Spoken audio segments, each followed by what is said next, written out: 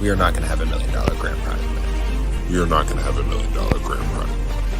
We are not going to have $1 million grand prize.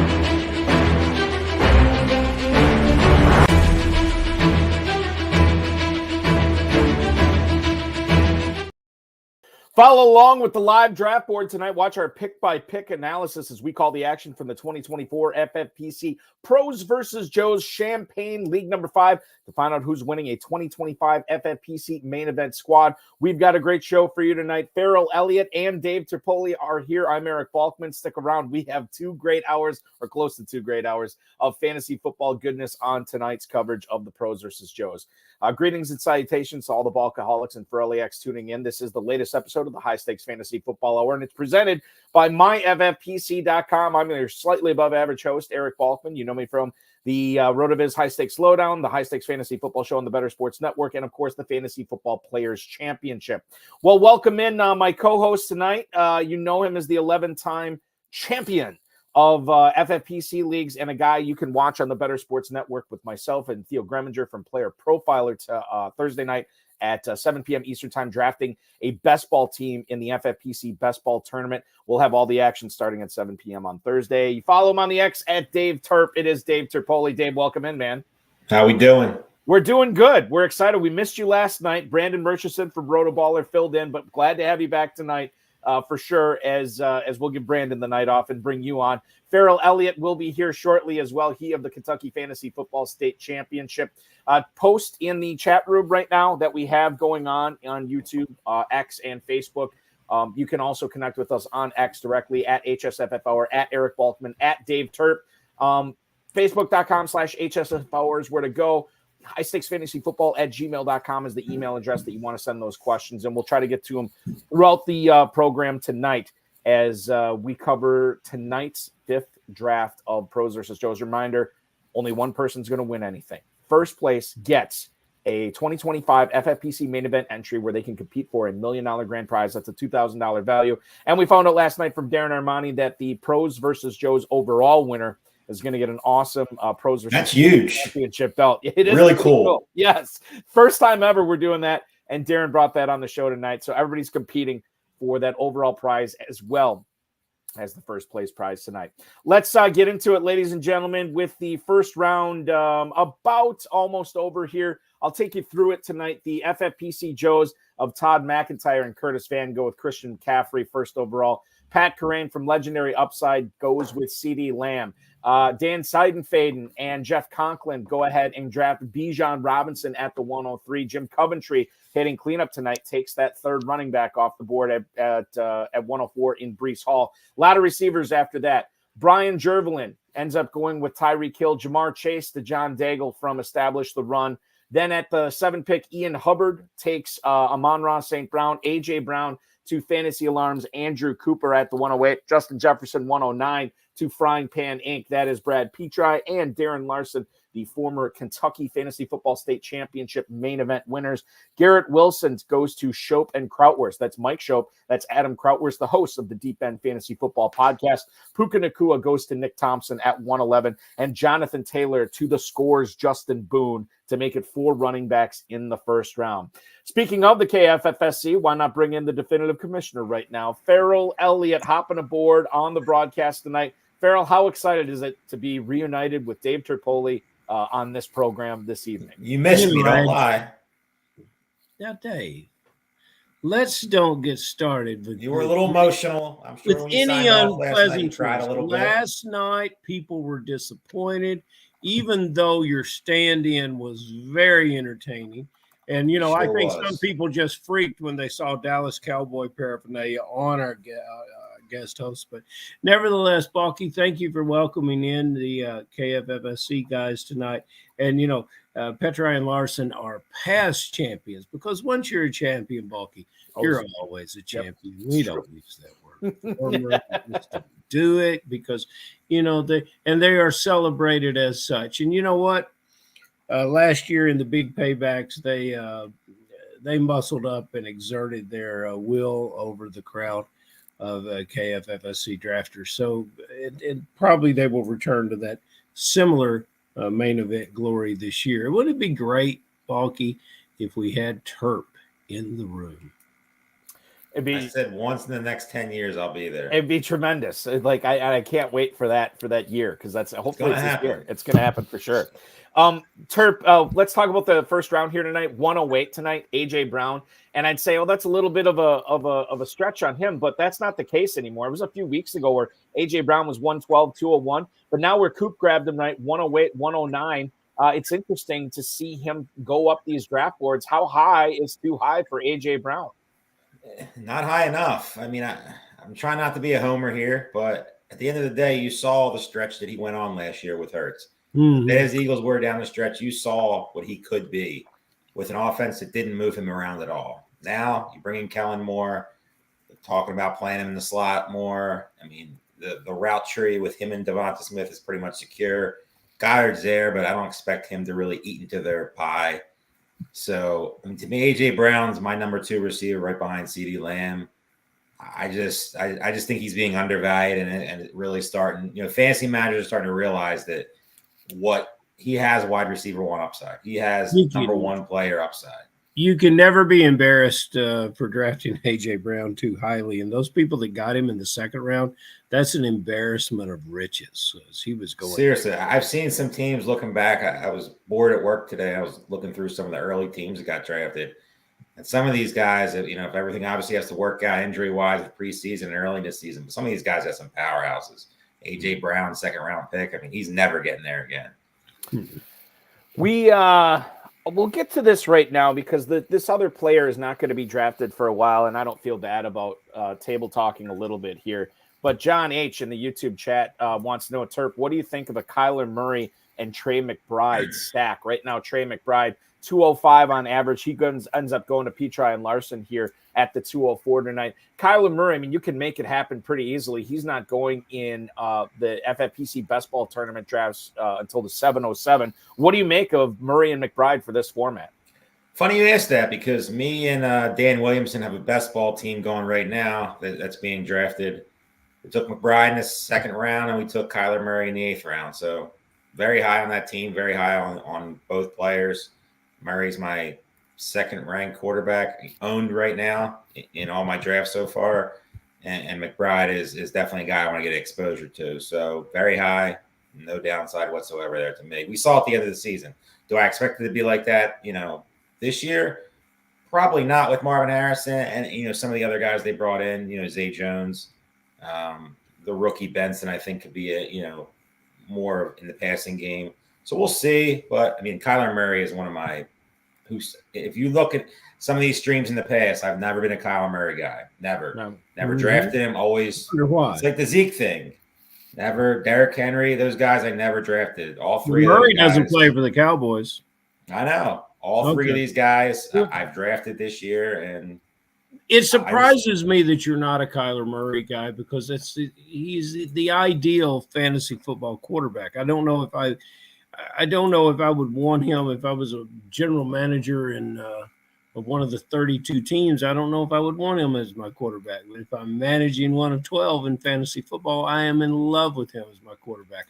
I'm surprised that you haven't had more of him in the future, and I think you're doing the right thing this year, rostering him off. Where he's being drafted is a gift right now. I mean, you can get Kyler Murray in the 7th, 8th round. Like, I'm doing that almost every time. I mean, it's crazy. He should be going up there, with some of these other guys that are being drafted, the CJ Strouds of the world, guys like that.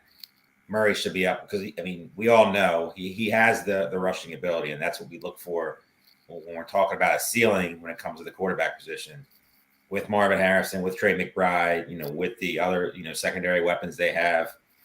I mean, he seems to be motivated this year. He seems to be, working.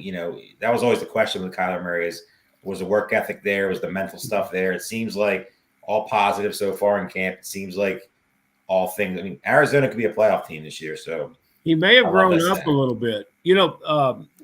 Balky, the last entry here in the comments, Michael Kinsell, listening and drafting. Now, he's in the 14th round of his Pros versus Joes. I want to thank Mike because he's drafting and he's in the show. He's always in the show. And he's in the 14th round. This is where you're going to win it, Mike. 14 to 20 is where you're going to win. He is drafting right now in a Fantasy Pros Championship, watching this Pros versus Joe's draft, and he'll put his full attention on this Pros versus Joe's draft. That's impressive. Get in there, Mike. Pros. Yeah, exactly. Get in there and get that champion. He's been pretty much like every single show we've done. The last 4 Pros versus Joe's, he was in there as well. Farrell, I want to ask you this here. When we look at, actually, you know what? I take that back. Let me put a pin in that question for you about tight ends. Let me bring in our first guest tonight. He's drafting from the 11 spot tonight. Already has Puka Nacua and Marvin Harrison on his roster. He'll be competing for $1 million grand prize in the FFPC main event this year. Please welcome onto the program, Mr. Nick Thompson. Nick, I think you're muted right now. No, you're not. You're a professional. You know how it's done. Nick, welcome aboard the show. Thanks. Thank you for having me. So Nacua and Harrison, young and hungry. I wonder if the Harrison pick, which, I mean, he's going pretty high anyway, but how much of that pick was like you're looking at this draft from the standpoint of if I don't win the whole thing, I might as well finish last. Harrison is a great guy that if he ends up going for 14 touchdowns and 90 catches and 1,300 yards his rookie year, this could be an excellent pick to win for you here at the 202. Yeah, I think so.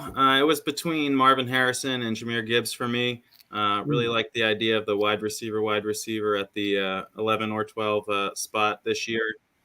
And I'm up next. I just got the notification. You are. You're right. So I was in this event 2 or 3 years ago. I led the whole year until like the final 3 weeks and then fell off. But yeah, so if you ain't first, you're last. that's in the Tao of Ricky Bobby. That is very important to understand in this contest. Nick Thompson, who is drafting from the 11 hole tonight, right between Mike Schopp and Adam Krautwurst from the deep end, and then Justin Boone from the score. This is it's kind of weird to say, but this is an FFPC draft. Things happen. One of only 2 teams to start off receiver. You are now on the clock, Nick. What are you thinking at 311? Well, if I heard we have a Philly fan in here, I'm gonna make him happy here with Devonta Smith, continuing in the trend of elite receivers. Love it.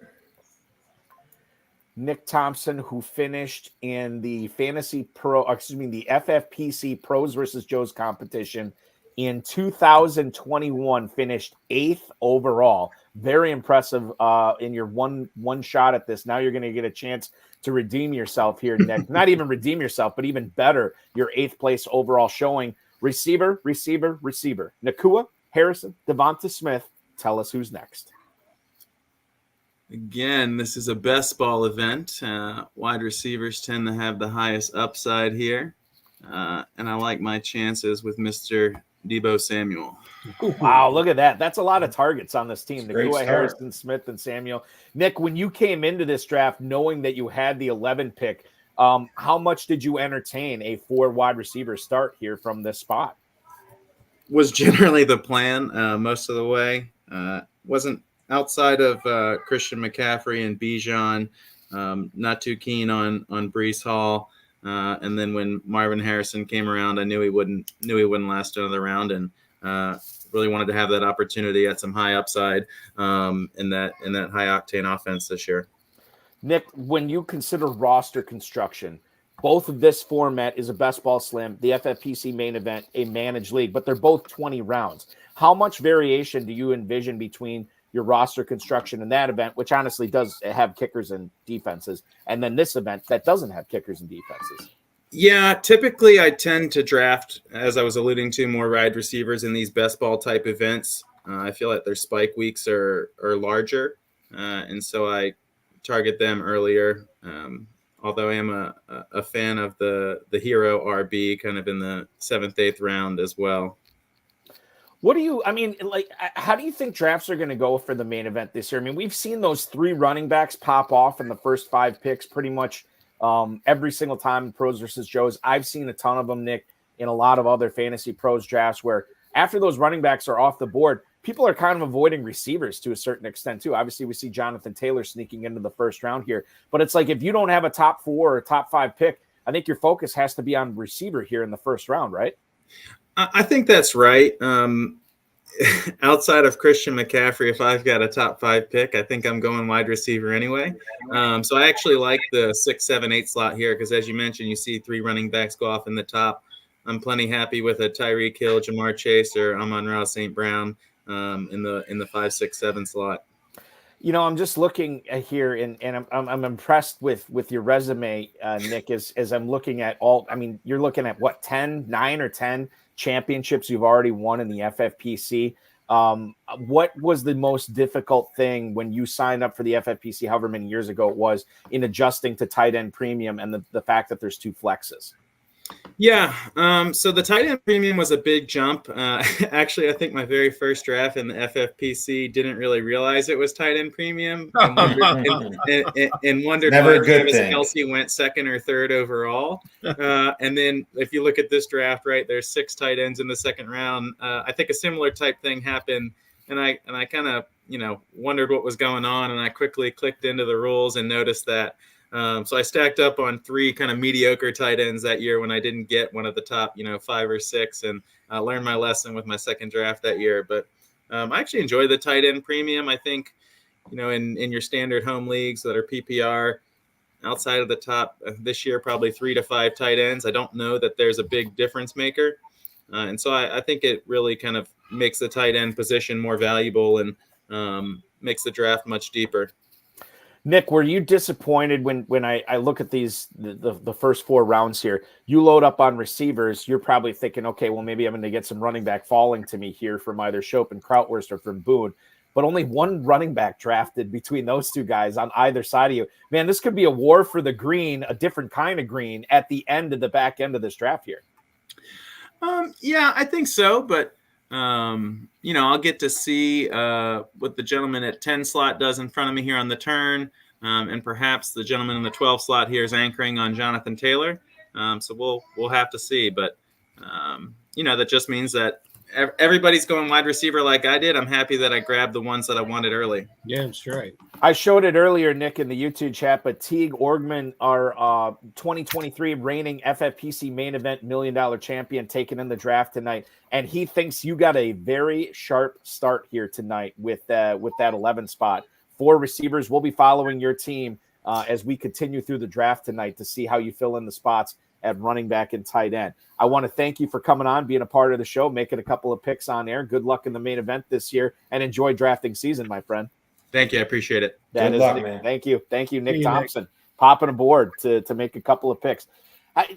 Farrell, you've been with me for all of them so far. Have you seen a receiver start yet? I don't recall seeing one in Pros versus Joes this year.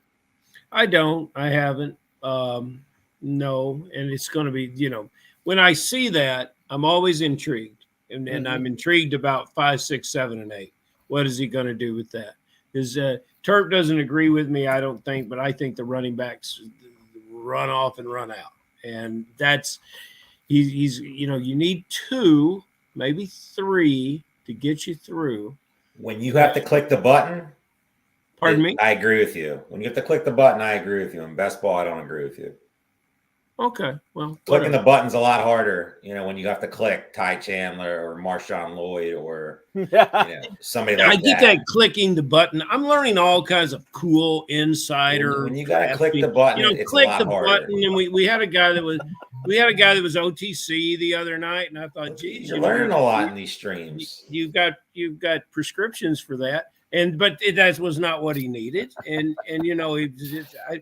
so I'm learning out this cool thing. A young girl told me the other day that I had Raz, so that was good. I would go, well, really? I don't know. Isn't it Riz? I thought it was Riz. Maybe she missed. Maybe I didn't hear it correctly. Yeah. Yeah. But it's whatever is short for charisma, and it changed my whole day. That's all I'm saying. Farrell Elliott, the original Rizzler. You got a little extra tonight. extra juice in your step. Yes, that's right. Yeah, I got a little spring in my step tonight. You definitely have Riz for sure. And that's a compliment. That is a 100% compliment. So I'm learning. I'm going to use that OTC.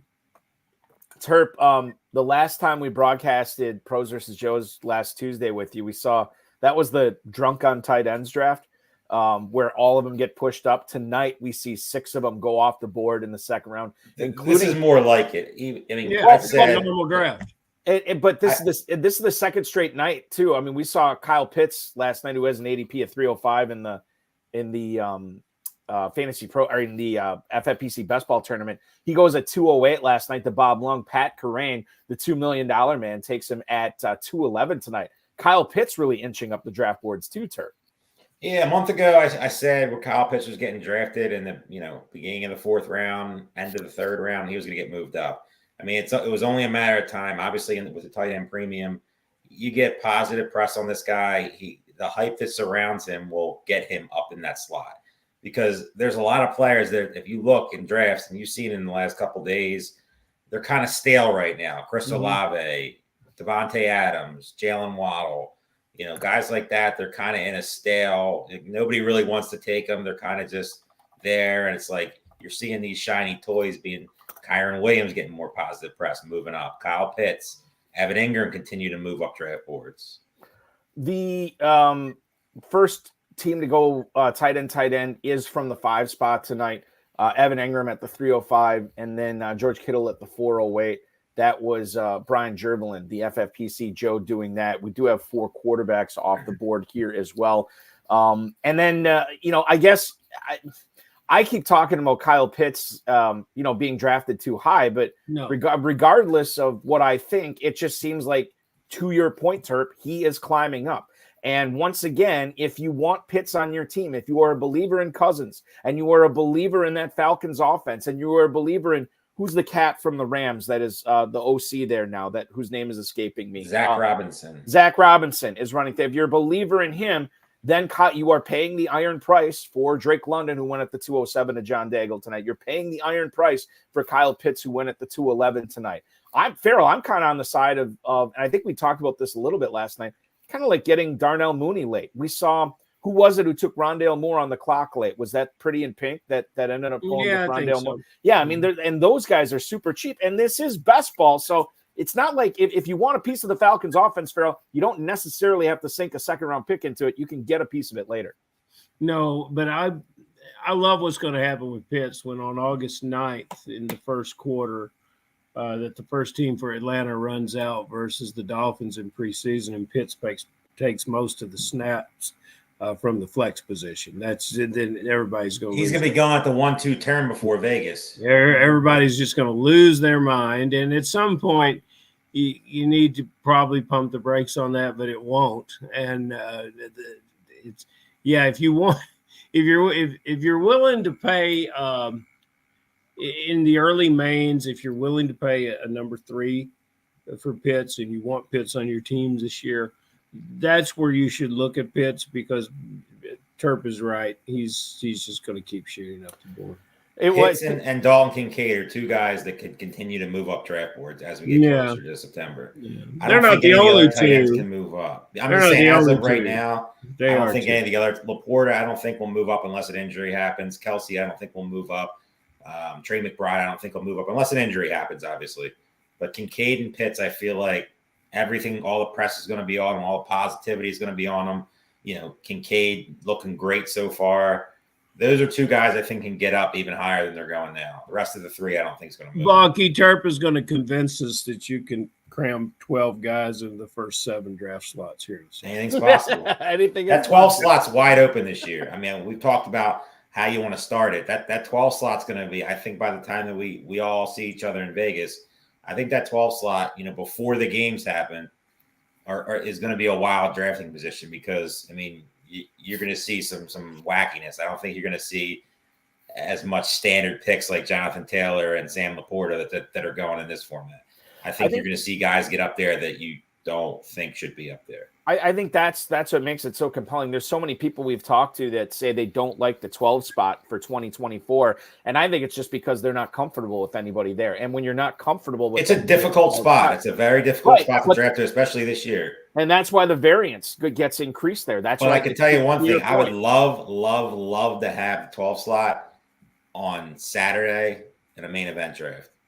After those 2 games are over, you could be getting some, like if things go great.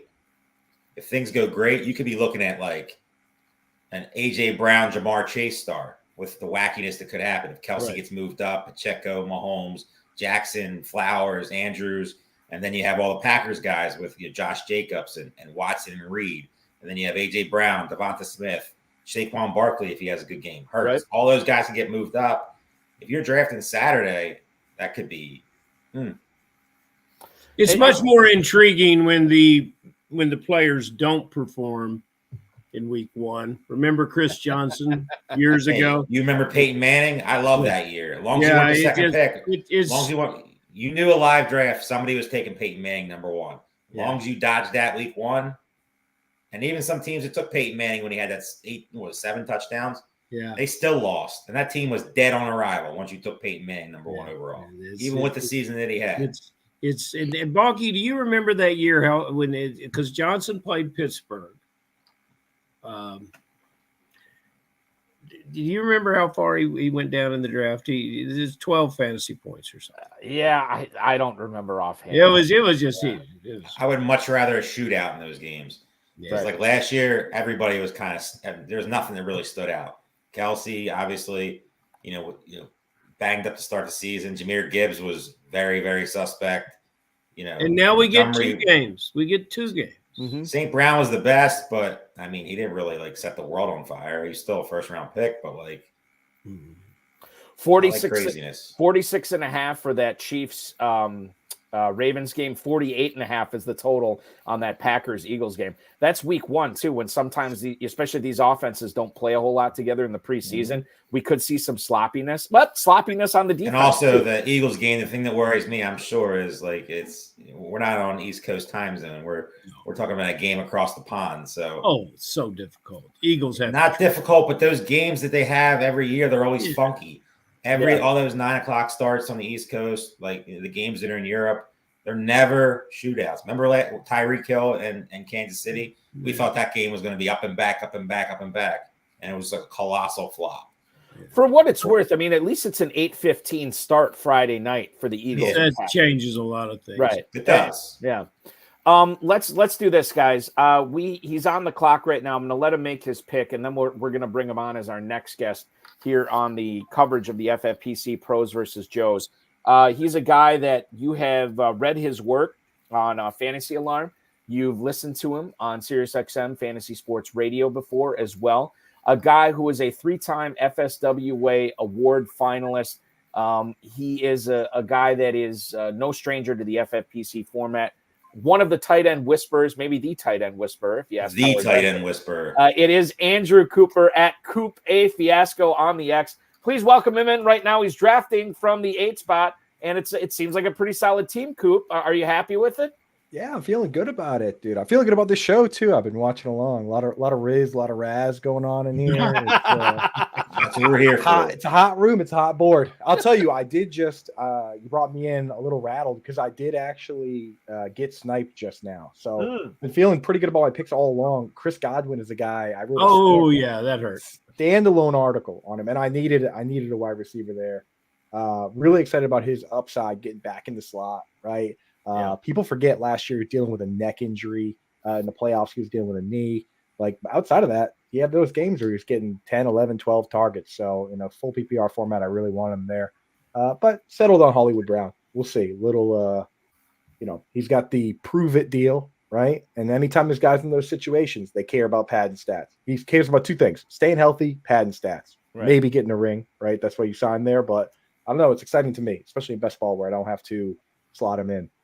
The thing I'll bring up, you and I were in a Fantasy Alarm mock draft earlier this week. Sean Green, who drafted in the Pros versus Joes last night, pointing out to you tonight, Coop, and you could probably speak to this better than I can, is he says you're taking the same players from the mock we did. Is that true? Have you been loading up on the same players here? You know, it's funny that was a tight end premium mock, of course. Right. It's good to have you in there. But yeah, I mean, I usually don't load up on the same guys. I don't overdo it. I let the board come to me. And that's what's so much fun about these drafts and so crazy about them is that, like, I could sit here with Justin Boone's rankings in front of me, and he's not going to go off those, right? He's going to build a team. He's going to play the board. It doesn't even help you, right? Like, my rankings are out there. You can go get them, but I'm not always going to do the same thing. It just so happened that here I'm taking value. I'm just taking best available, you know? And, of course, when you get a lot of sharp gamers in here that know the format, it just so happened that when I was up, a lot of running backs were best available. So it looks like I'm going pretty heavy and fragile on the RB here. You speaking of not fragile at RB, you had a rock solid pick at the 205, and how thrilled were you to see Jahmyr Gibbs fall all the way to you? Full PPR, man. And then again, that's not even a pick I typically make, but this is the format for it. It's a beautiful thing. If, you know, God forbid anything happens with David Montgomery, there's big upside there. And of course, on the flip side for Montgomery, but just a very safe player. So yeah, that was easy click. Coop, the other player that I think is kind of in the news right now that ended up being on your team, you got a little bit of a value on Joe Mixon. He's dealing with a soft tissue injury in Houston right now. It's funny because he's it's early in the preseason hasn't even started. Like, we're still in training camp, but he's not a young player anymore, and he's definitely not a young player for his position. How do you sort of balance out the fact that he's got this soft tissue thing here in late July to knowing that it's still late July and there's a long time before the start of the season goes? Obviously, you felt pretty good about it to take Mixon at the 508. Yeah, I'll tell you how I balance that out is my most important leagues, like my big hometown league, we draft on September 1st. That's how we balance that out. And as you get closer, those soft tissue injuries, those things become more and more important to me.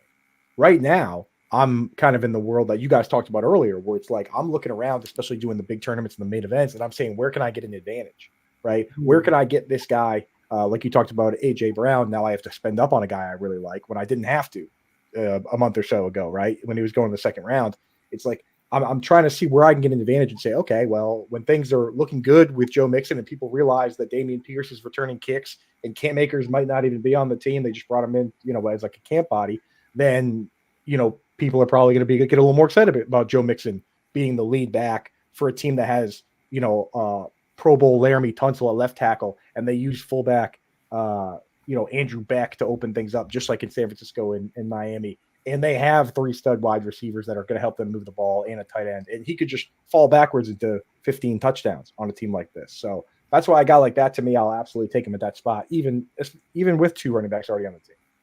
The other thing I looking at things that are standing out to me about your team tonight, Coop, you're the only team who has drafted so far 3 running backs. You have 3 running backs on your roster. You drafted them all by the 5th round.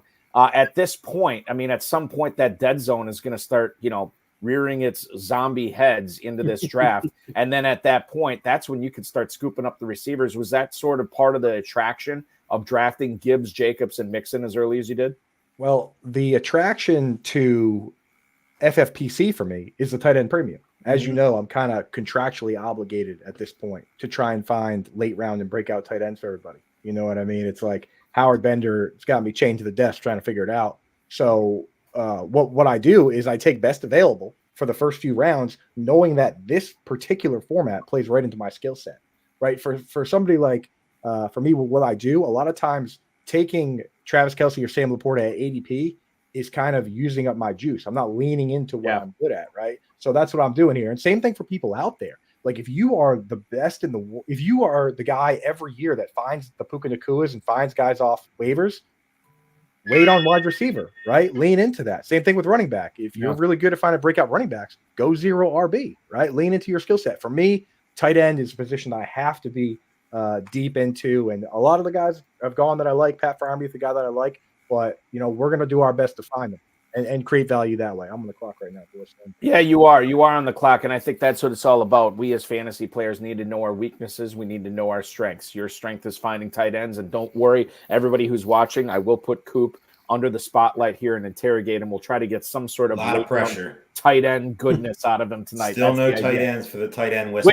Which is that's what you want to do, right? You'll get the good guys late that he knows. So right now, Coop is on the clock, about 40 seconds to go here. So far, his squad is made up of 3 receivers and 3 running backs. The backs are Gibbs, Jacobs, and Mixon. The receivers, A.J. Brown, Ayuk, and Hollywood Brown. What can Brown do at wide receiver? We're going to find out as the season unfolds for Andrew Cooper from Fantasy Alarm.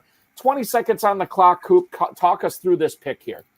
I think I'm going to pull the trigger on C.J. Stroud here. Not a pick I'm typically making because I love guys like Anthony Richardson and Kyler Murray. But again, these sharp leagues, if people want to go for the mobile upside with Kyler Richardson, makes all sense in the world to me. But a guy like C.J. Stroud, I'm looking at the board now, and I'm looking at where Nico Collins and Stephon Diggs and Tank Dell all went in the first 3 rounds. Mm-hmm. I don't understand how that's even going to be possible if CJ Stroud doesn't offer a good level of floor. So I can always circle back and find more upside later, but I think now is the right time. And again, we'll wait on tight end. What are your thoughts? Sort of just you obviously you love the Houston offense because you're taking Stroud here. Which one of those 3 receivers, Collins, Diggs, Dell? Which one? I mean, do you want to be in business with all of them? Are you sprinkling? All 3 of them throughout your drafts this year? Are you staying away from any of them? How do you feel about those 3 guys this year?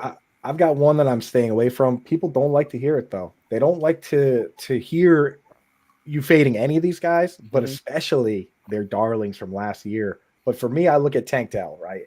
And we got to remember this team, this scheme that Bobby Slowick brought over from San Francisco, it uses the fullback. It's like that's why when you look at San Francisco with Kyle Juszczyk playing half the game, they never really have a wide receiver 3. You look at Miami with Alec Ingold playing all those snaps. You just can't get everybody snapped. Now, same thing in Baltimore. Same thing in Baltimore, right? Patrick Ricard. That's why you're the king, man. That's why you're a sharp boy. That's why you got that Riz and that Raz, my dude. Riz and Raz, man. Like that Raz. Rename that Raz. You got the Raz, man. So I'll tell you, when I look at especially goal line, and you bring Andrew Beck in and you bring the extra tight end in, you're not going to take out the 6'4" Nico Collins. You're not going to take Stephon Diggs out of the game because he'll cry his little eyes out. And you look at Tank Dill, who was 165 pounds, and everyone got upset. I mean, the entire internet was so upset when he got hurt, right, last year. Yeah. They're like, why is he in there blocking at goal line? And I'm thinking the same thing. Why have Tank Dell in there blocking at goal line? Why have him in at all on those goal line plays? Put in the other guys. And that could make him a part-time player and cap his upside. Now, in a format like best ball, sure. Tank Dell, home run hitter, no problem. But in a managed league, I think it could get scary at times if he goes out and has a couple games where he catches 2, 3, 4 passes and doesn't hit home runs. So I don't know. It worries me a little bit. If I had to rule one out, it's going to be him. So you have joined the quarterback club now, no longer sans quarterback as we move through this draft. I'm looking at 4 teams, I think, without quarterbacks. So far, you are no longer one of them. However, Coop, I do believe you are the only team. Nope, you and Nick Thompson are the only ones without tight ends. Who are some of the tight ends, as the tight end whisperer, who are some of them that you've been most proud of over the years, hitting on late in previous years in the draft that has really carried you to fantasy glory? Yeah, the very first one we hit, which basically started the whole yin and yang tight end thing, was Mark Andrews. That was the one where everything worked exactly right. We looked at all the metrics, the fact that he was playing snaps at wide receiver, that he wasn't blocking on pass plays, right? That all these things that when you just pour more snaps on there, everything blows up. That's the one that worked out best.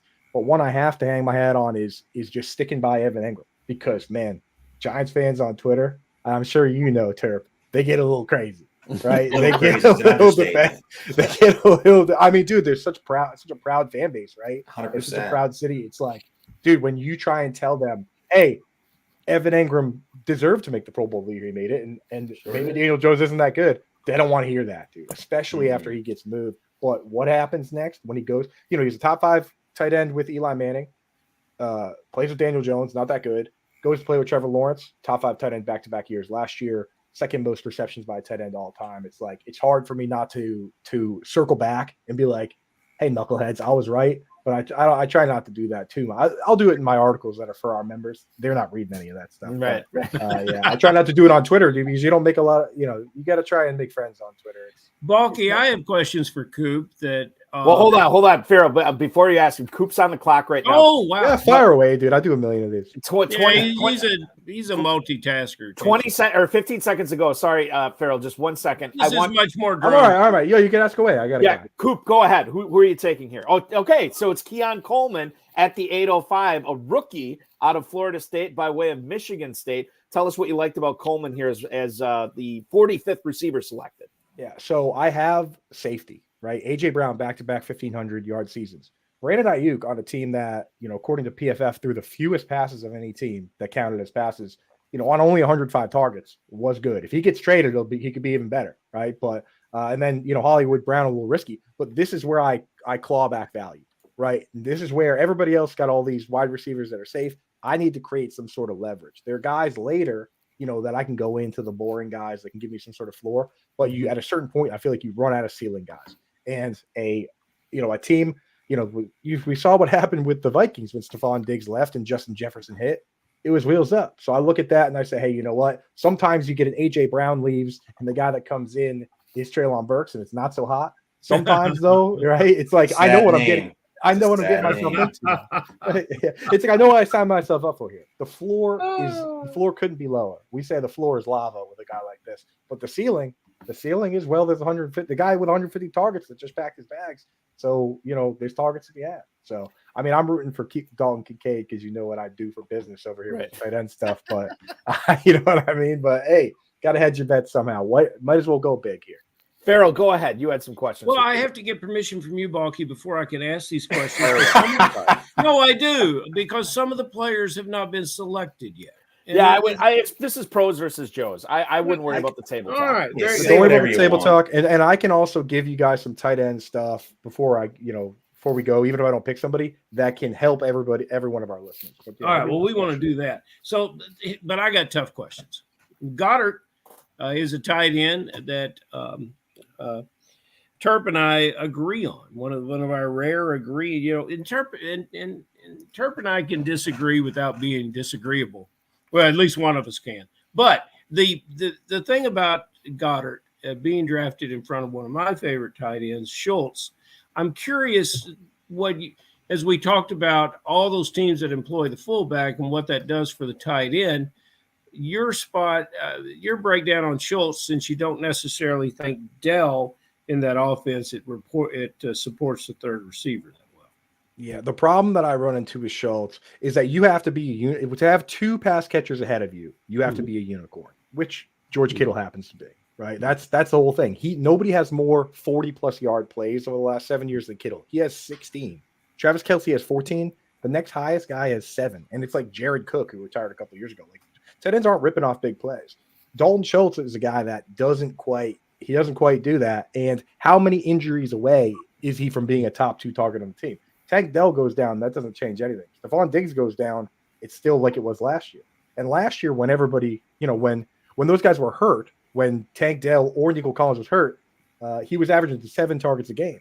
This year, and then when everyone was healthy, he was averaging 4, right? So Schultz, to me, not necessarily a guy I'm going for because he doesn't have the upside standalone. He doesn't have a lot of outs. A guy like Dallas Goedert, he doesn't get a lot of end zone targets. We know that. And he is the third fiddle on the team. But he has 2 outs. With either of those guys getting hurt, AJ Brown's not going to get hurt because they're going to win this league. So let's say Devonta Smith gets hurt. Then all of a sudden now he's getting 8-9 targets a game.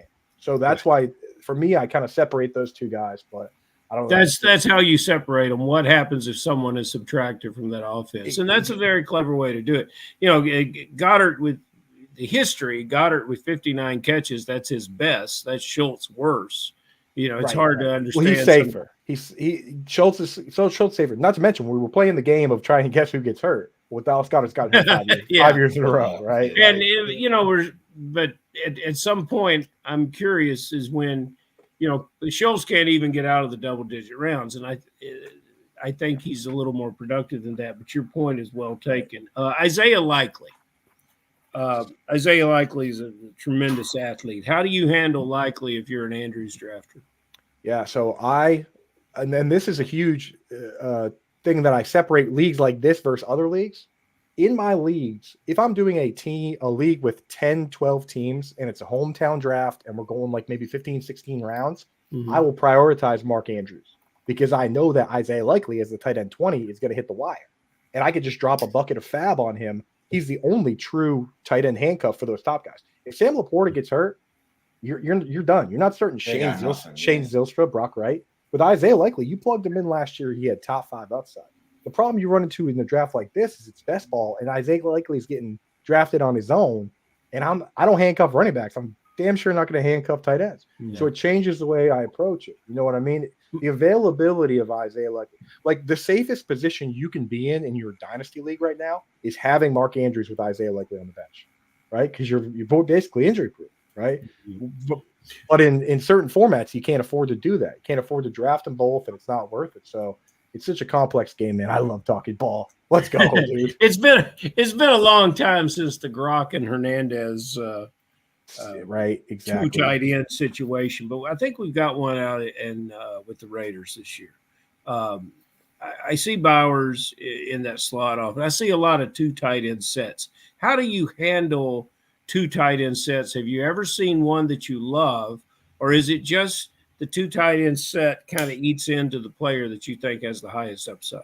What it boils down to, and we actually kind of saw it with the Eagles, with Dallas Goedert and Zach Ertz. There was one year they were on pace to both be top guys. But the same rule applies. Every tight end won last year, and this isn't every year, but every tight end won in PPR last year was a top 2 target on their team, either first or second, every one of them, by injury or however they ended up there. To be a top 5 tight end, you either need 90 targets or double-digit touchdowns. That's been true going back to 2003 with Randy McMichael, right? Yeah, dog. That's what I'm talking about. So you need the targets of the touchdowns by hook or by crook. You got to get one of those 2 to hit that upside. Now in best ball, we can get a little crazy because you don't have to set the lineups. Mm-hmm. But in other formats, you gotta set those lineups. Sorry, I'm on the clock right now. Yeah, Coop you go with another receiver, Cortland Sutton here, wide receiver 48. This is the 5th wide receiver you've drafted tonight, and you're filling in the cracks, right? This is the benefit of taking those running backs early. Now you can scoop up Keon Coleman. You can scoop up Cortland Sutton, a guy who I like both in managed leagues and best ball, and clearly, Coop, you like him in best ball this year.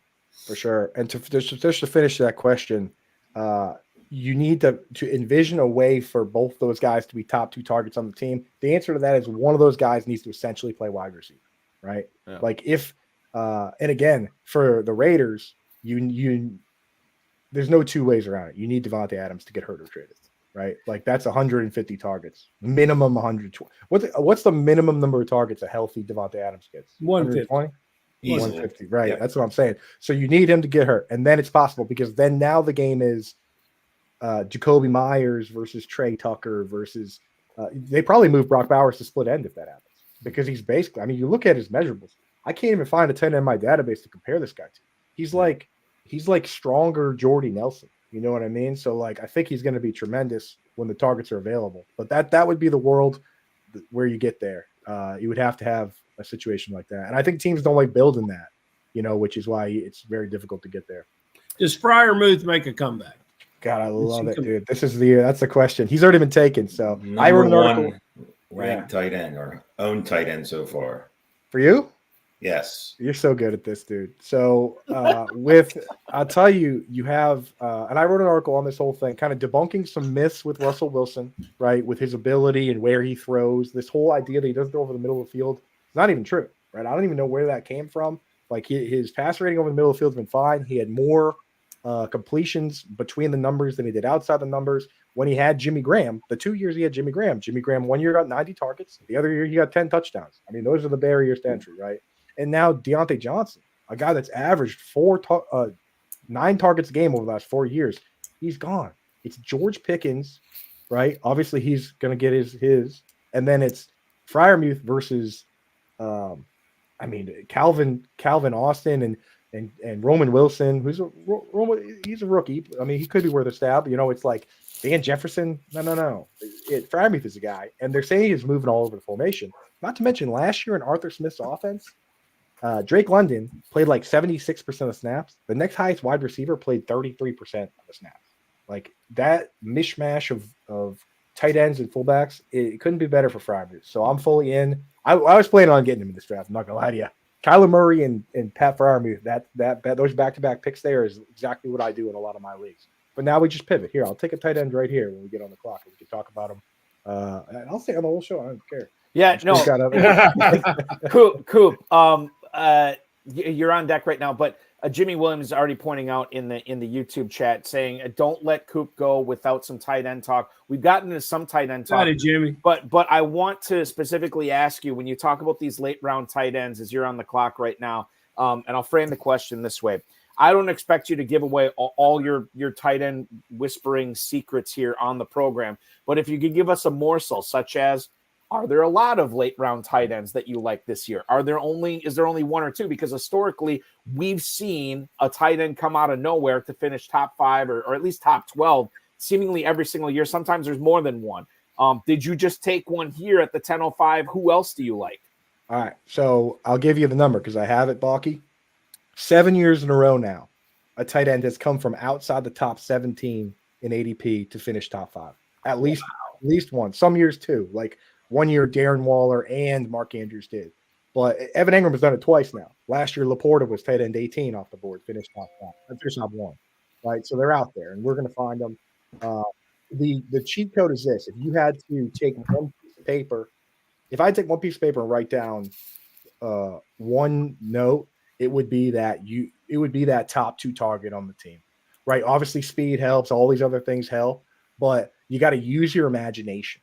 You got to look around and say to yourself, okay, what situation can have a guy emerge and finish either first or second on his team, the way that Sam Laporta did, that Kincaid did, right? You look at a guy like Cole Kmet, who's already been picked here. How many injuries away is he from being no chance? Plus, Shane Waldron rotates the tight ends. Not to bash anybody picks. This is best ball where Cole Kmet's great in the red zone, so he could be fine. You know what I mean? But I look around and I say, okay, with the Patriots, right? Who's the top dogs? Jalen Polk and Javon Baker are getting some hype, but they're rookies.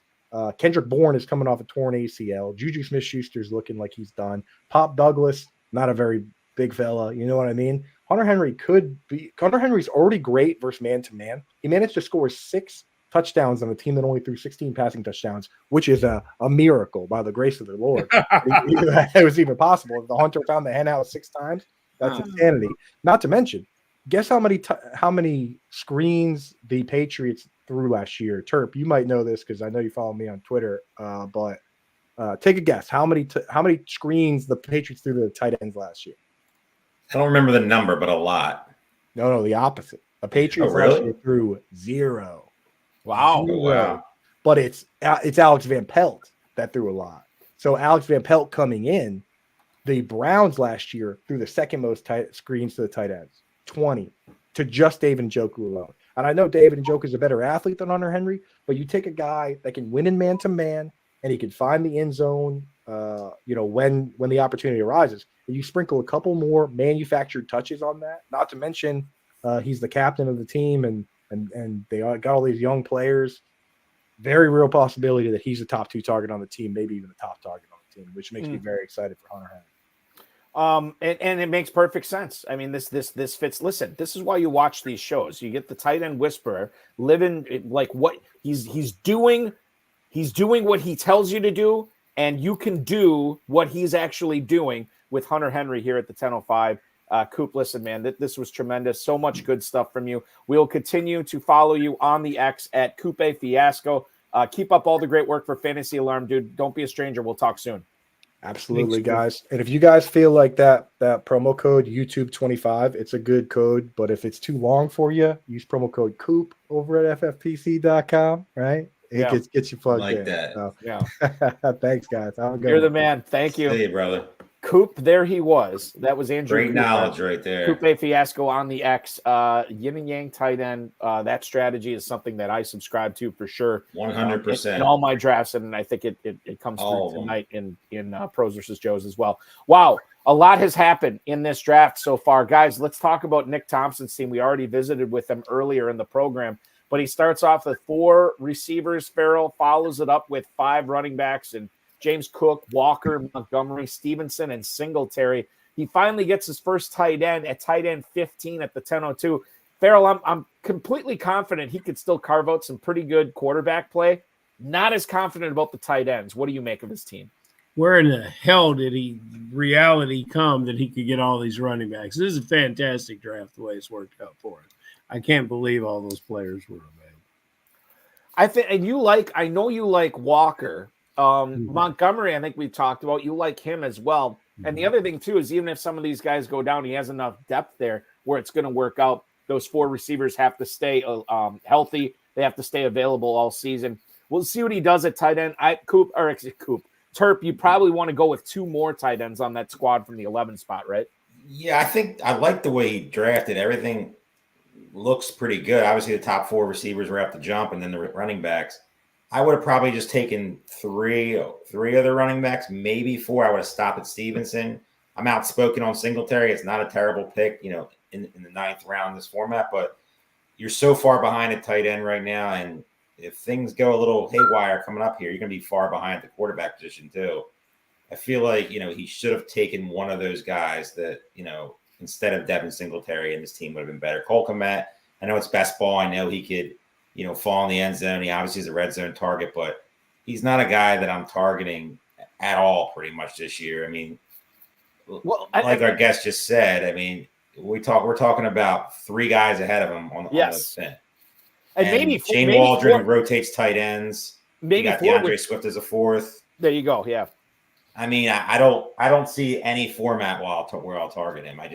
He's a guy that I don't care where I'd rather take guys that, are way down the list that present a little bit more upside. To me, he's going to have an annoying game here and there, but I just feel like in that offense with those weapons on the outside with a rookie quarterback who's a little bit of an unknown, even though where he got drafted, to me, he's just not a guy that I would take.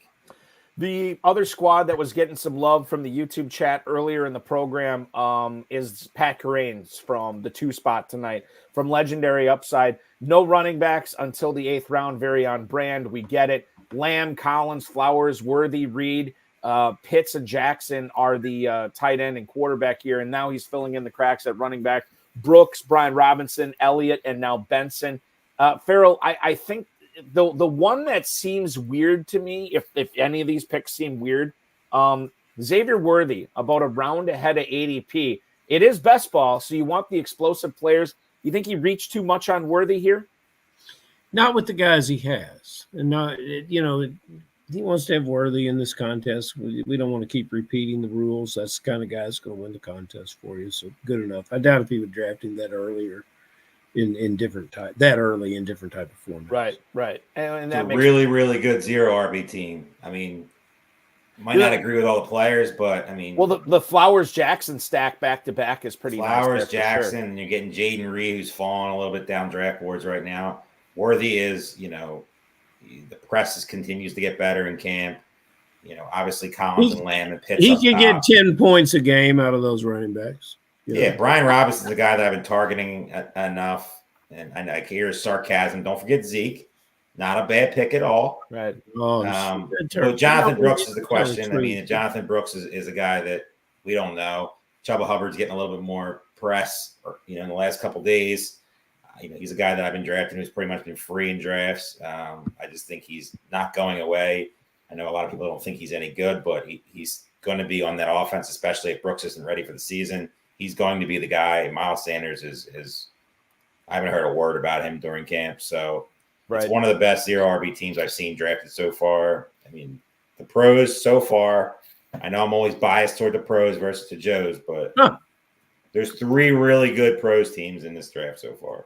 The other thing I should point out, and Jack Senzone, I apologize, Jack, pointing out in the YouTube chat right now that by drafting Xavier Worthy at the 6'11", he prevented the FFPC Joe's team of McIntyre and Van from getting the Mahomes-Worthy pairing, which it's okay. He got the better player anyway. Right. Play a little defense. Play a little defense with Xavier Worthy for sure. Don't worry about the defense. You got Christian Watson. You're fine. You got to speak to your truth, Turp, because when you talk about Ezekiel Elliott, the listeners just tear, man. They weep. They just know that you're not. I get DMs sometimes from Dallas fans who have heard me being outspoken on Zeke, and they're getting emotional. I mean, Zeke is gotta not be a guy legitimate. that I've said many nice things You about. gotta stay legitimate with the listeners. That's what keeps the listeners. It's a year-by-year thing. We try to switch it up every year. No, Don't get caught up in last year. You haven't switched anything. Just like Coop said, Tank Dell, you start talking about Tank Dell, people get a little butthurt. Tank Dell was a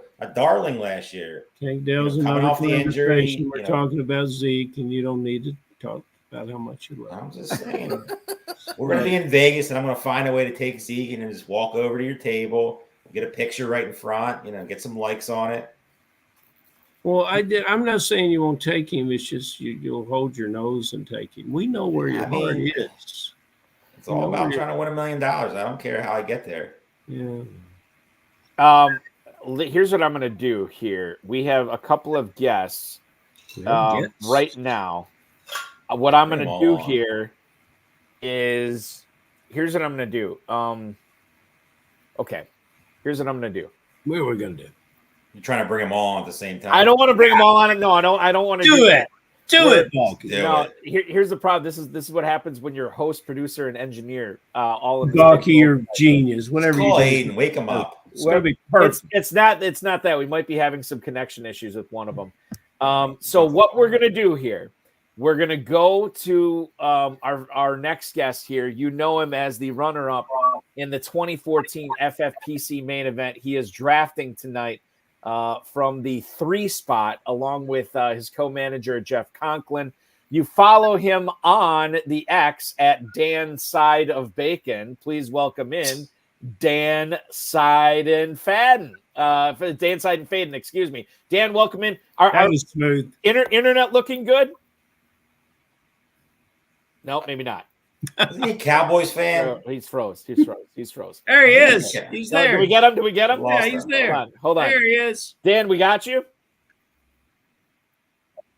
Apparently not. I think he might. We got you. He's a Cowboys fan Terp. for sure. I remember. They just. Oh my God! More Cowboys fans I got to put up with. Dan, how do you like your squad? How do you like your squad so far? You and Jeff drafting from the 3 spot as you're coming up on your 12th round pick. We're having some issues there, Bob. Yeah, we are. Yeah. Hey, Maurice Jenkins, is it Maurice? We Jenkins? like it. We were surprised. Pacheco. Can you guys hear me? Yeah, you're coming through. Just delayed. Yep. Really delayed. What a bummer.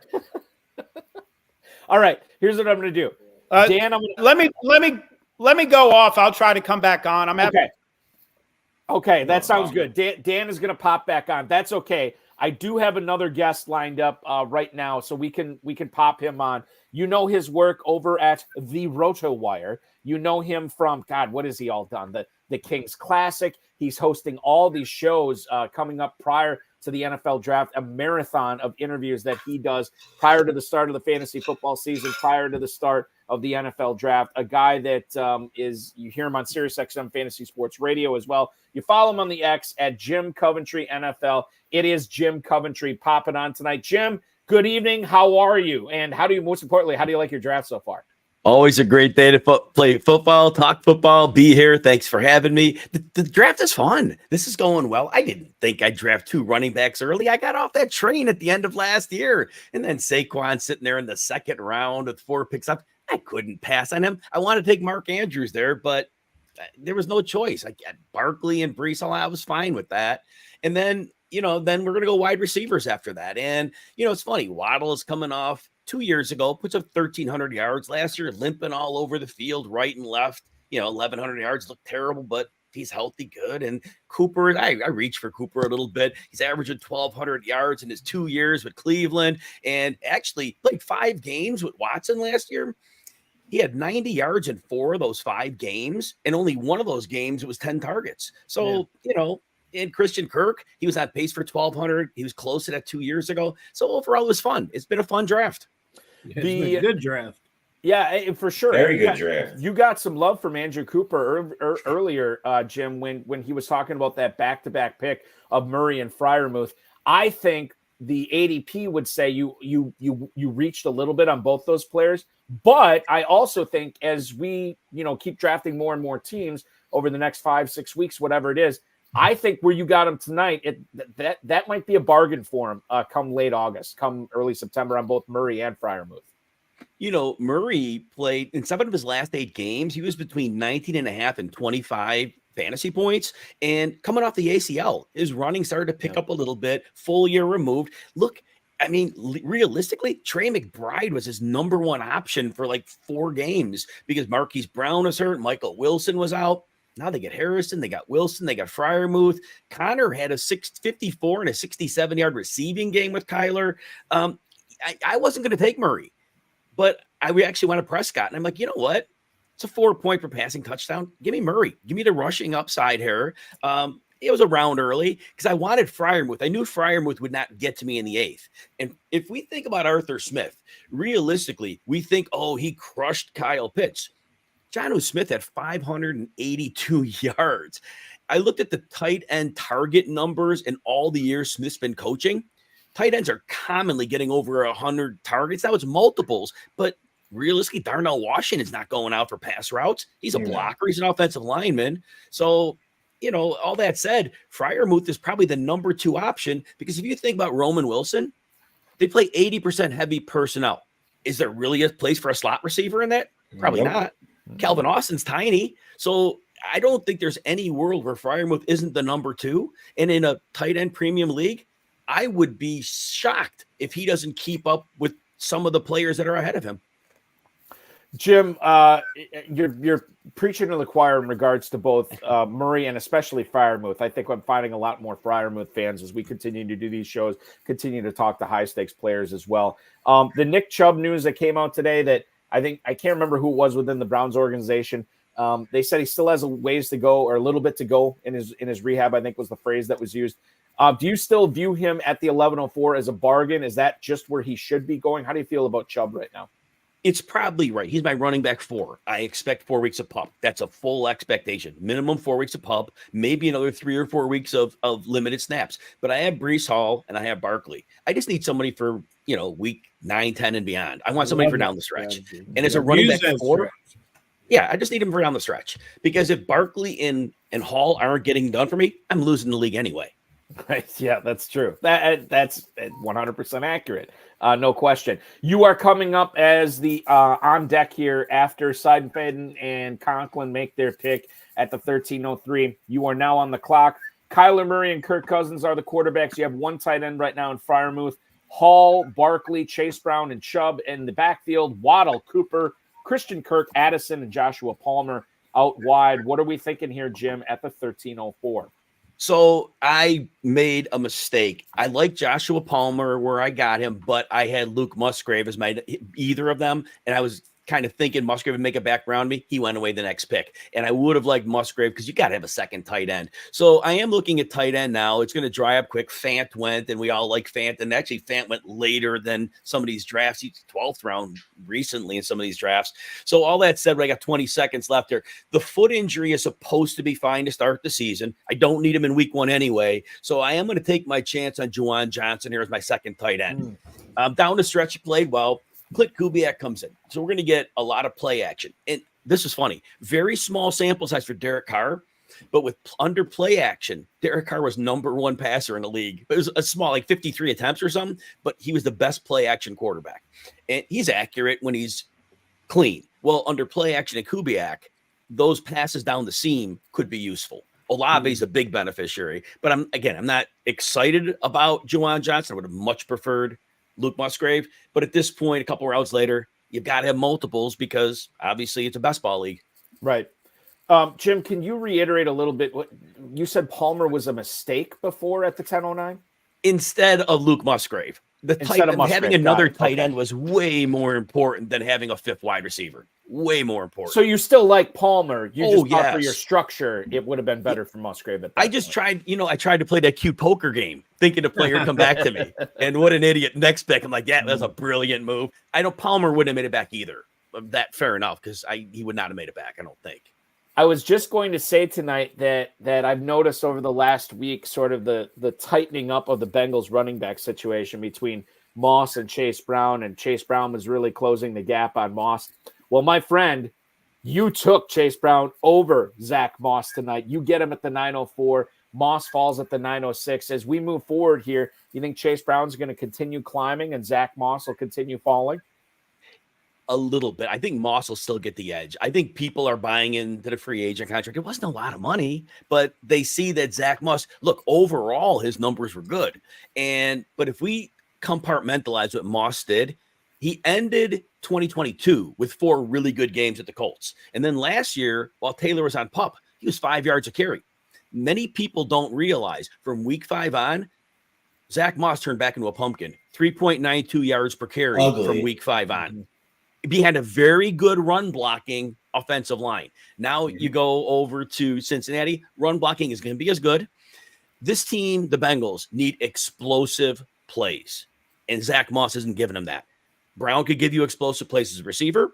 He'll get a few carries a game to start, but if all of a sudden the offense is humming because defense are playing a shell, you got Jamar Chase, you got T. Higgins. I don't know if Burton's going to play the slaughter. They're talking about Yoshi Bosch getting some reps there, but they're going to be able to challenge. And there's going to be a lot of room at the second level wide open. And Zach Moss is probably not going to take best advantage of that. Jim, tell us, remind us where we can consume more of your content, both on SiriusXM and Rotowire.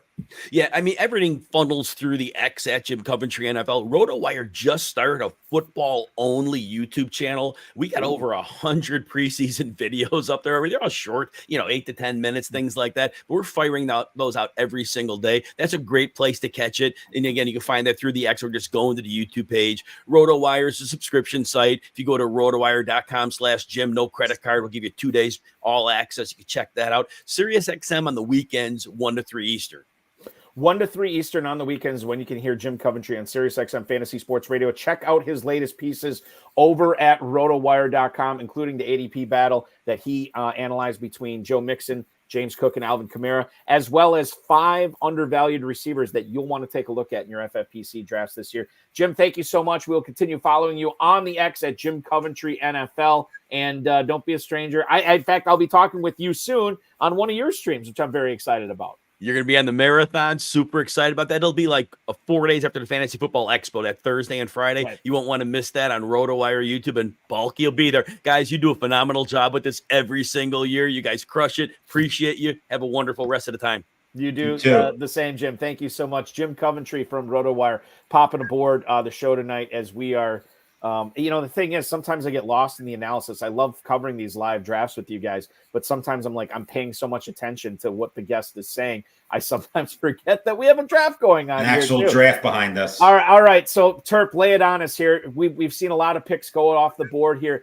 Anything standing out to you over the last few rounds? I mean, we talked a little bit about Pat Kerrane's squad. We talked a little bit about Nick Thompson's squad. We've obviously talked to Cooper. We've talked to Coventry. There's a lot of interesting drafts unfolding in front of us. What do you make of what we've seen over the last 10 minutes or so? I mean, a lot of good picks. A lot of teams that I've said have been the best continue to just make very good picks. I mean, I think this is a pros-dominated draft so far. I know Mr. Elliott over here, is rolling his eyes again because I'm biased toward people. You know all the pros. You don't know any of the I do know all the pros. I know some of the Joes. We're going to have a Joe on here soon as the Cowboys fans. I'm never going to say he had a good team. Even though his team's not bad. Hopefully he's not listening. But I just think that, they're just outsmarting the Joes tonight. Some of these pro teams are just. All right, let's talk about Joes that are always smart. Let's go to that number 9 spot, Turp. Tell me how these guys are getting.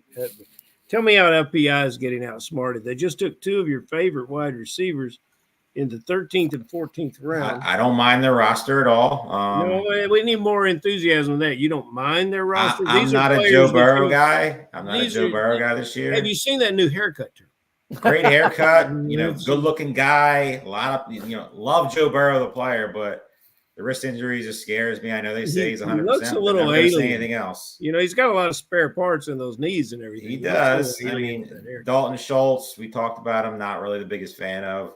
Love the Brock Purdy pick. He continues to just get undervalued in drafts right now.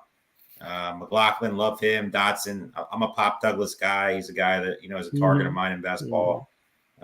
Godwin is one of my favorite receivers this year. I just did 2 best ball drafts with the FFPC and made sure I got Godwin in both of them.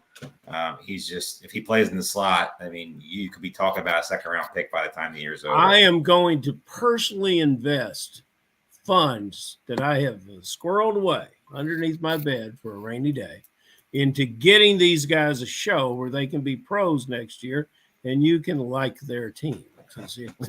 There's plenty of pro teams that I don't like, but I'm really confident that a pro out of this league will win the overall. I will say some good ones. Very good drafts. Brad Petra and Darren Larson from the 9 spot, whose team we're talking about. I do think that the structure is strong. They drafted a few players that I'm not a huge fan of, but I think it kind of fits in with what they're doing here. And they did draft some players I do like quite a bit. I love it. I'm with Terp. I like the Godwin pick here. I think Trey McBride makes a lot of sense at the 204. Jacoby Myers, I think, is an undervalued player again this year at the 1109. And I thought Jaleel McLaughlin is a good pick to grab at 1204 just to see what happens there. Huge upside. That's what you want. You're trying to win first place in this format. Otherwise, you don't get no Coke, as Danny Noonan would say. Let's move on to our we're going to bring him back on right now because we have a limited time with him. He's drafting from the 3 spot with Jeff Conklin. Dan Side of Bacon on the X. It is Dan Sidenfaden. Dan, welcome back onto the show, man.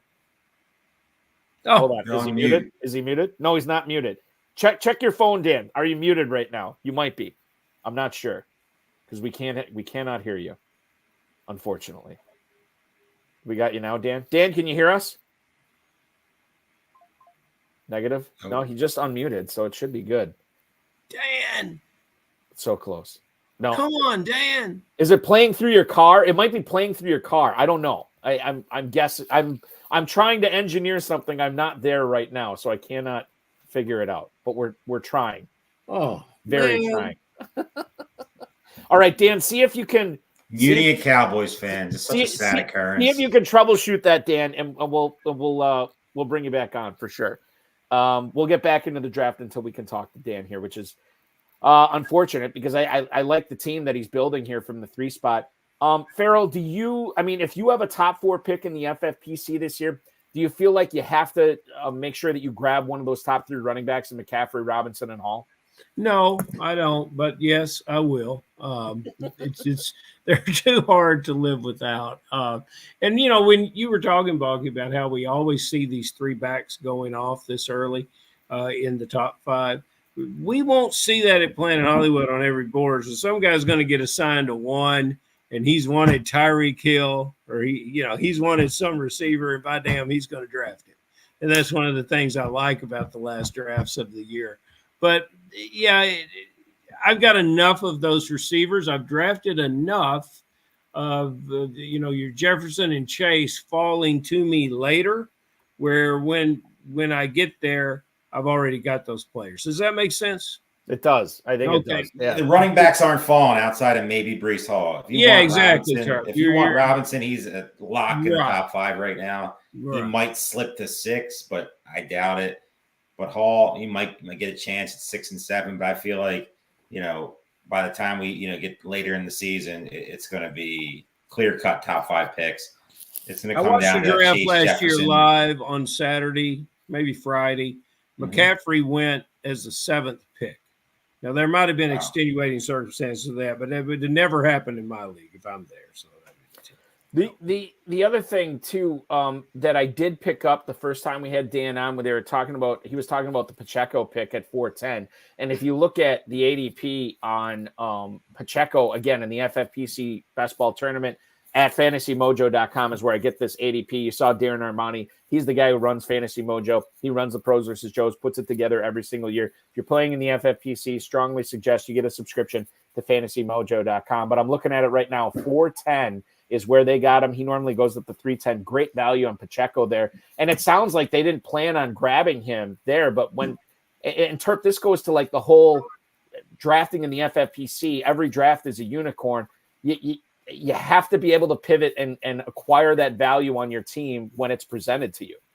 Yeah, I mean, you go into every draft with some sort of plan, but you got to be able to adapt on the fly. I mean, some of these drafts get a little crazy. Guys fall if they shouldn't. I mean, Isaiah Pacheco this late to me is a very good pick. I mean, it's I've seen him go in the beginning of the third round in drafts. I mean, he's pretty much a stalwart in the third round in all these drafts to get him where he got him. I mean, it's hard to say no to that. I mean, what's his downside? Who's behind him that you're really worried about? CEH, dust. Deneric Prince, he'll be another camp darling, but is he any good? I mean, are they going to add somebody to that room? Probably not. It's not really their MO. So what's his? I mean, he going to get all the goal line work. They're going to give him a ton of carries, and if he stays healthy, it's a gift at 410. Gift. We are getting some conversation with Jeff Conklin, who is Dan's co-manager in this league tonight. He said rounds 3 through 7 just kind of wild everywhere from what we've seen. And I would imagine that, these pros versus Joes, we say FFPC drafts are unicorns. Pros versus Joes drafts are like unicorns on steroids because you really don't know what the pros are capable of when they step into this. Yep. And I know the Joes, I think we saw Adam Krautwurst talking about this on X today, that they're going to show off a little bit tonight from the 10 spot. And I think they're having some fun there. They're not streaming, so they're like uber paying attention. They're on the clock right now in the 16th round. Guys, as we look at their team from the 10 spot, they ended up starting off with Garrett Wilson and Travis Kelce, but they've added some explosive young players on here. Malik Neighbors, Anthony Richardson, Brock Bowers, Roma Dunze, Marshawn Lloyd, Jalen Wright, Ricky Pearsall now here in the 15th. They have about 30 seconds on the clock here in the 16th.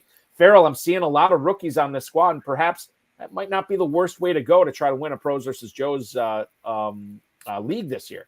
Okay, but I think they're playing darts. I think they're he doesn't like the running back room. Tale as old as time. There's a lot of running backs in that room. That is a crowded room. Yeah, it is. I mean, it's a tough. I'm a big fan of this team. I would love to build a team like this, especially in best ball, because if one of those Jalen Williams, Javonte Williams is your anchor, the rest of those guys are going to be fine. You're going to get serviceable weeks every week from one of them. You only need one. Everything else in that team is very good. 2 elite tight ends, 2 very good quarterbacks. Obviously, the receivers are really good. And if for some reason the Bears, blow up and it's a Dunze and DJ Moore, this could be an overall winner. I mean, it's one of the 3 teams that I said were one of the best in the league. I know them, but still no bias whatsoever. If I don't like your team, I'm going to tell you this is one of the best drafts I've seen. Farrell, what gives you pause about the running backs? Is it the lack of high-end draft capital? Yeah, and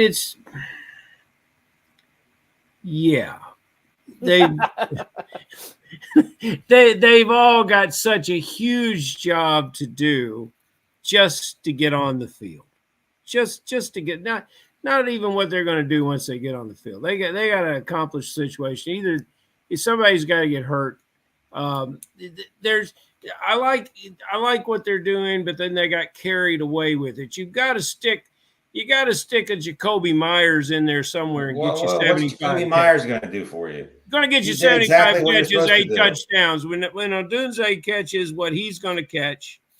I'm outspoken. When Adonis Mitchell never sees the field and becomes this year's Pierce. He has a lot of rookies. They have a lot of rookies. They got a lot of rookies and a lot of rookies. Jacoby Myers. I don't think that we're going to rewrite the book in 2024. That we're going to rewrite the book that this class of drafted rookies is going to somehow score more points in fantasy ball and have more production in real-time football than other rookie classes have in previous years. And I like taking your pick. I like taking your shots with rookies. I like putting rookies on a team where I can make an idea that a player is going to step up. But that's not particularly going to happen here. It's a lot of rookies. It's a risk. Yeah. But in this format, why not? If it all pans out, it's a league winner. Well, but it's the 12th team. It's the 12th place, and who cares? But to these guys care. That's they're drafting to win. Exactly. That's why they're taking all the rookies. They're drafting to win. Oh, come on! Taking all the rookies is never a prescription. It's risky, but if you look at the data, taking a lot of rookies in best ball is very, very profitable. But I would say it's profitable when you're doing it prior to the start, before the NFL draft. I think that's where you cash in a lot of the value. I will say, Terp, to push back a little bit and kind of what Farrell's saying, I do think rookies can be the way to win a league like this. I also think that too many rookies, where you get drunk on rookies, could be a death knell for you. Now, I'm not saying that's what they did here, but if you look at the way that this squad is trying, we've been spending a lot of time talking about the rookie running backs with Marshawn Lloyd and Wright and all these guys, and then obviously Caleb Williams. Bowers is going to be a huge cog on this team because that's their second tight end.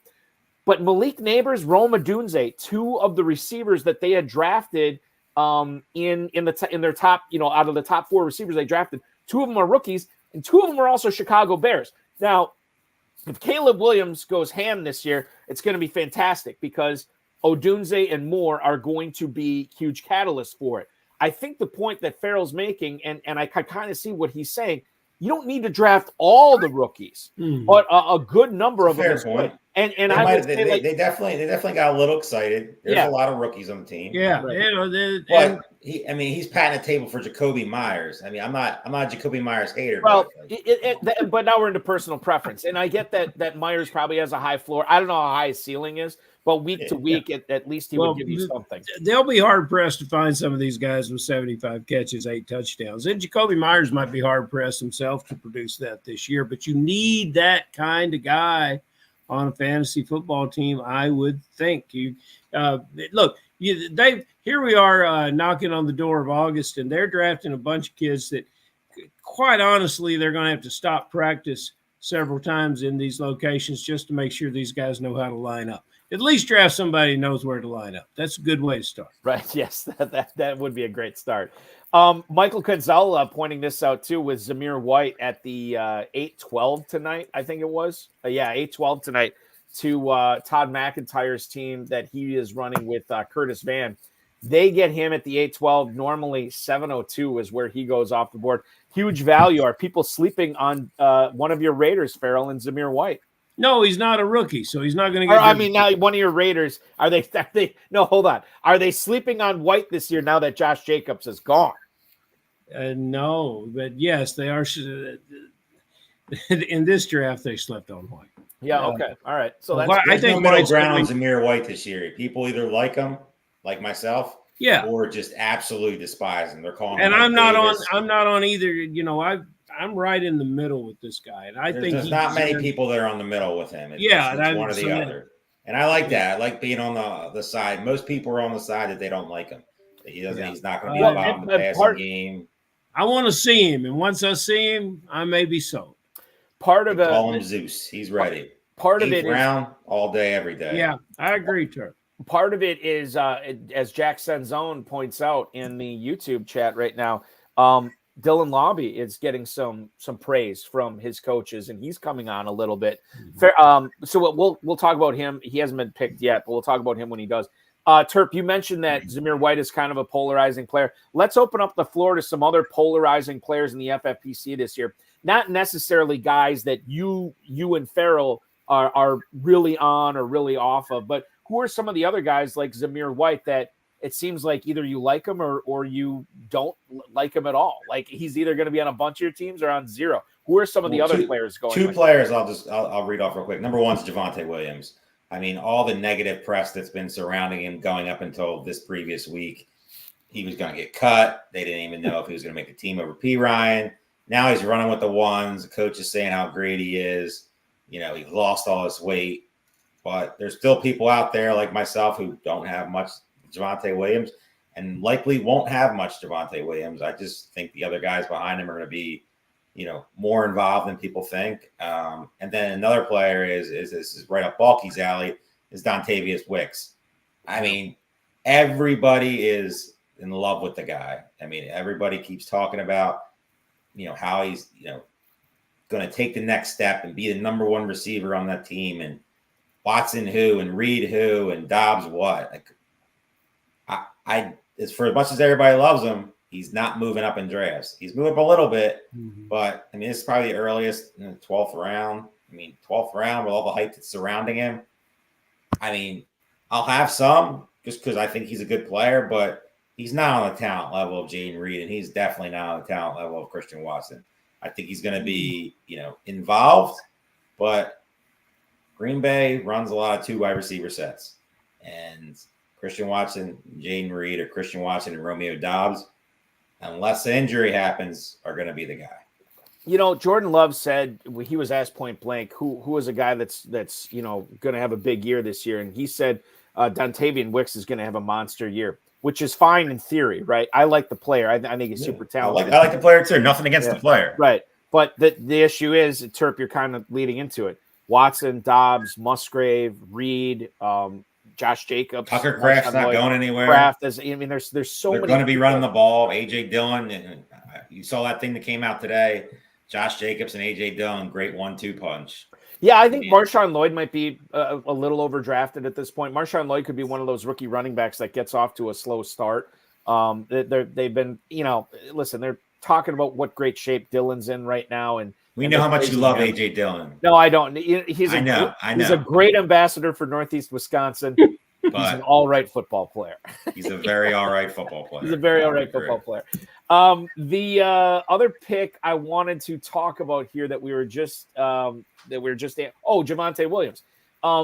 Sean Green, who drafted last night, Terp, wants to know, are you a McLaughlin better or greater sign than Javonte? Now, I'll set it up here for you so you can talk about this. Javonte Williams, 9-12. Jaleel McLaughlin, 12-10. That's ADP for the FFPC Best Ball Tournament, about 3 rounds difference. But you're loving the value on McLaughlin over Javonte Williams here. I am, especially in this format.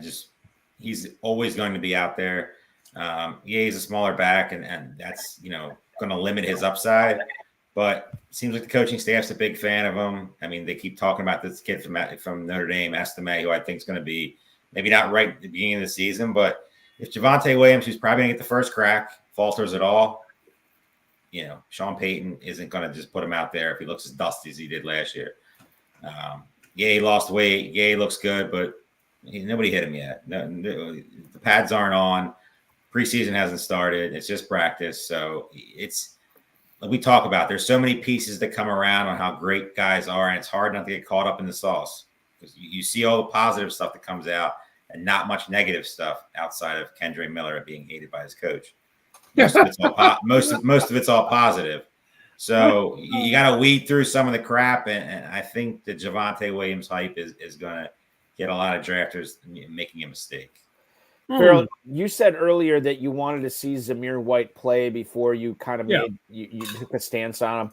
We've heard, I mentioned this. You saw him play at the end of the year last year. Right. Yes, I want to see him play this year. Dylan Lobby, 1708 tonight, goes to Andrew Cooper from Fantasy Alarm. I alluded to it earlier. He's getting some praise from the Raiders. How do you feel about him at that ADP? Raiders are proud of their draft. They like this guy. He's the Raider mentality. He played college football at New Hampshire, Balky. Was it New Hampshire? I got to look this up. I think it was New Hampshire. Okay, and he, he's been running around in shorts, looks good, and brings the energy to the team. And he's probably going to do well on kickoff returns. New Hampshire, the Patriot League is not on the schedule this year for this player, so he's got, there's a big curve in front of him. I like him for a guy to throw a dart at, in the 17th round, but, by then I would probably want to do something different. Do you think that the Denver press kind of pulls an April Fool's on us every year? They seem to come up with they seem to come up with a bunch of nonsense about their players. Didn't they say that the quarterback last year was about ready to get cut, at the start of the season with Wilson? And that was a narrative. Yes. Yeah. And, maybe that has more legs than the Javonte Williams situation. When you talk about, is this coach going to be invested in Williams? 200 carries last year. It's more carries than Williams ever had before. And now they view him as healthy, and they're talking about his physique and physicality.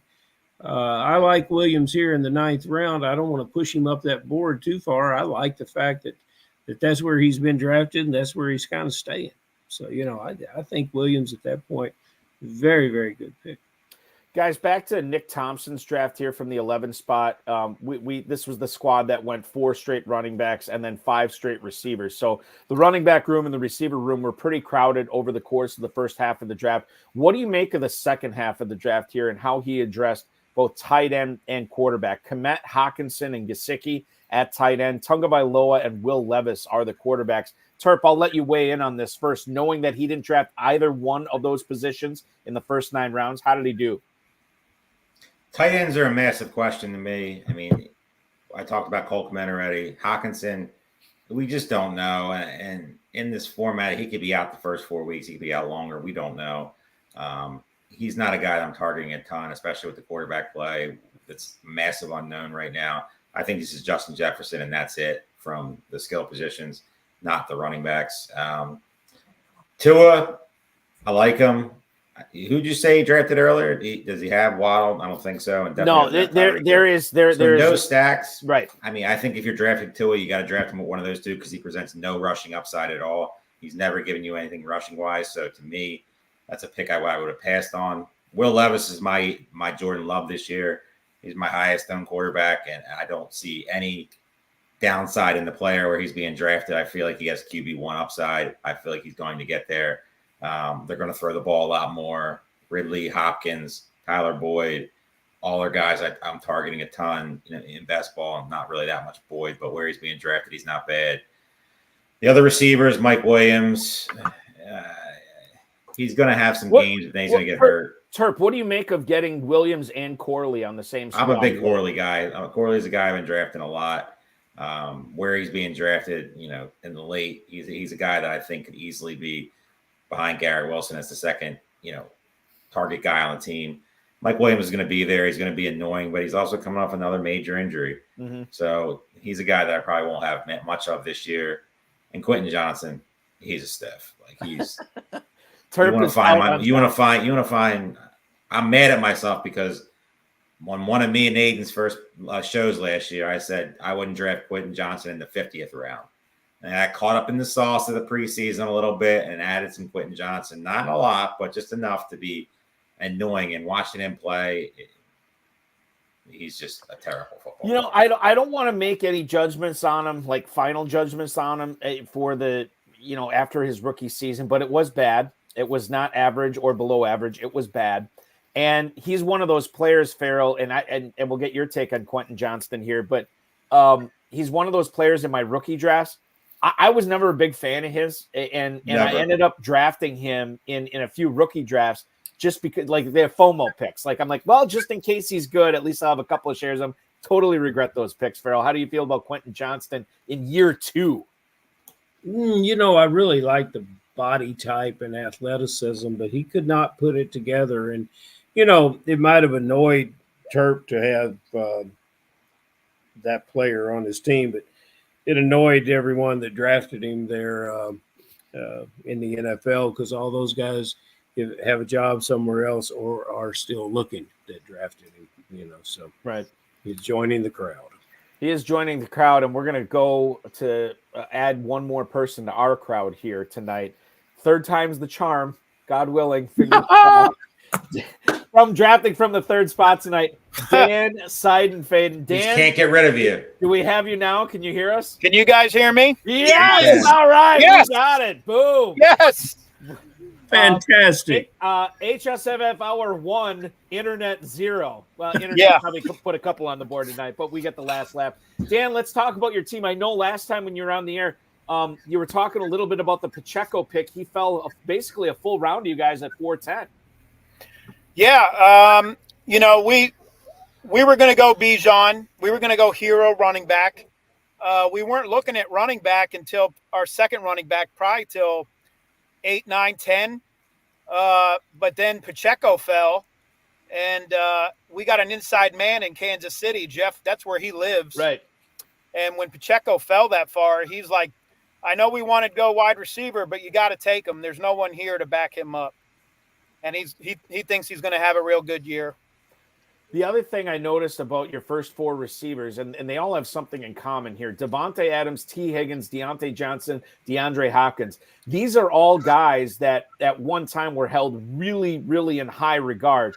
I don't think any of these guys are coming onto the age cliff, especially when you consider Deontay Johnson. I think he's a type of receiver that could play deep into, later on in his career. I think Hopkins is still crushing it. I know they have Ridley, but he's also your number 4 receiver. And then Higgins, I think people are letting him slip because they know he's not happy with his deal in Cincinnati, even though he's reported. And then Devontae Adams, the quarterback play, becomes less of a question for me when you're talking about getting a guy like him in the 3rd round instead of like the mid or late 2nd.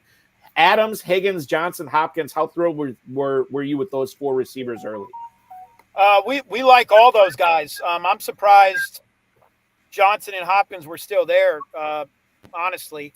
But after the Hopkins pick, Jeff texts me, and he's like, they're not going to like our team because it's too old. Yeah, it's the opposite, kind of what we're talking about. There's only one reason I don't like your team, and you know what that reason is. Yes, yeah. We wanted Dak. I mean, you might not like Dak, and you might not like the Cowboys, but in fantasy football, I love Dak. Dak is good. Yeah, I mean, you had the opportunity. You took him over Love. You took him over Caleb Williams, and I totally understand. Well, I mean, you could make the case that Prescott probably should have gone around earlier tonight too, Dan. Yeah, the quarterbacks. Oh, sorry, we're on the clock. On the clock for your last pick here. Yes. With after you guys had taken Bo Nix and A.T. Perry with your previous 2 picks, the final pick of the Assassins tonight will be Zay Jones as wide receiver 94. Go ahead and finish your thought on Prescott. Yeah, I mean, like everybody else, I've watched all these. I've watched all the live draft coverages, and most of the time, all the quarterbacks, fall. It's totally opposite from last year when they were all going sooner. The pairing of Franklin and Nix at the 17-18, that is a cheap stack that you get late in this best ball format, Dan. Was that a combo that you and Jeff had discussed prior to the draft, getting them late? Honestly, no. We like Franklin. We both like Franklin. Mm-hmm. I like Nix. I think later in the year he's going to be good. He might not start. Who knows at the beginning? But at the end of the year, he might be starting, and he might do good. And they were college teammates. They know each other. So we're at this point, this late, with all these good drafters. All these pros and Joes. Everybody knows what they're doing. So you start looking at that. At the board in the 19th, 20th round, you're like, who are these guys? Because everybody good is gone, Right. And that's exactly, that's how it's going to go for the main event too. When you guys are drafting in the main event with the FFPC this year, it happens every year. One of the things I just noticed in your squad, so 3 quarterbacks here for you, Prescott, Rodgers, Nix. Besides the Troy Franklin in the 17th round, I'm not seeing any stacking there, which is fine. But I do notice Mark Andrews at the 210, Isaiah Likely at the 15. No stacks, but you did cuff your tight end here. Can you tell us a little bit about your philosophy? Again, a closed 12-team league, but you got to win the whole thing in order to get anything there. Your thoughts on not stacking, but still cuffing? We watch all these podcasts, and they're all big on stacking, and maybe we're behind, but we don't really look to stack that much. But with Likely at that point, it was either going to be Andrews or Likely there, right? Mm-hmm. I mean, hopefully both of them don't get hurt. But if Andrews does go down, Likely's going to be there. And Likely was a top 5 tight end last year after Andrews went down. Mm-hmm. So I think we're set there with both of those guys. And Musgrave, I think he's going to be a sleeper tight end in Green Bay. Yeah, I like Musgrave too, quite a bit, for sure. I liked him before the draft, and then after the Packers picked him, I was excited about that as a Packers fan as well. Dan, the guy you drafted in the 11th round here, wide receiver 55, Josh Downs, was getting some love from one of the beat writers, or actually a couple of the beat writers in Indy today. Downs is an interesting guy. You don't necessarily think of him as a best ball player, but maybe the value in him might be more of a PPR when you consider that he's not more of a PPR, more of a managed league, because it seems like he's past Alec Pierce. A.D. Mitchell is a field flipper that, as Farrell said, might not get on the field a lot. Josh Downs is a nice little value here for you in the 11th round. Yeah, after those 4 wide receivers, and they might be, up there in age, but, we were looking for younger guys, that might be good. And Indy's going to be a good offense. And I think Downs, he can be a good PPR, but he can also, I think he can, break some long ones. Yeah. Yeah. And it's entirely possible. And we've seen him do it. We saw him do it in college. We saw him do it a little bit last year as well. We spent some time tonight talking about the Broncos backfield, and we centered on Javonte Williams versus Jaleel McLaughlin. But tell us why we should not forget about your 16-10 pick tonight, Dan, in Audri Estime. Again, we at this point, we're looking for, young guys that, by the end of the year, he might be stepping up. I don't think any of us know what the Broncos backfield is going to look like. Nope. Javonte Williams might have been cut, they said, and now he's looking great, and who knows? So I think he's a big Notre Dame guy, right? Yep.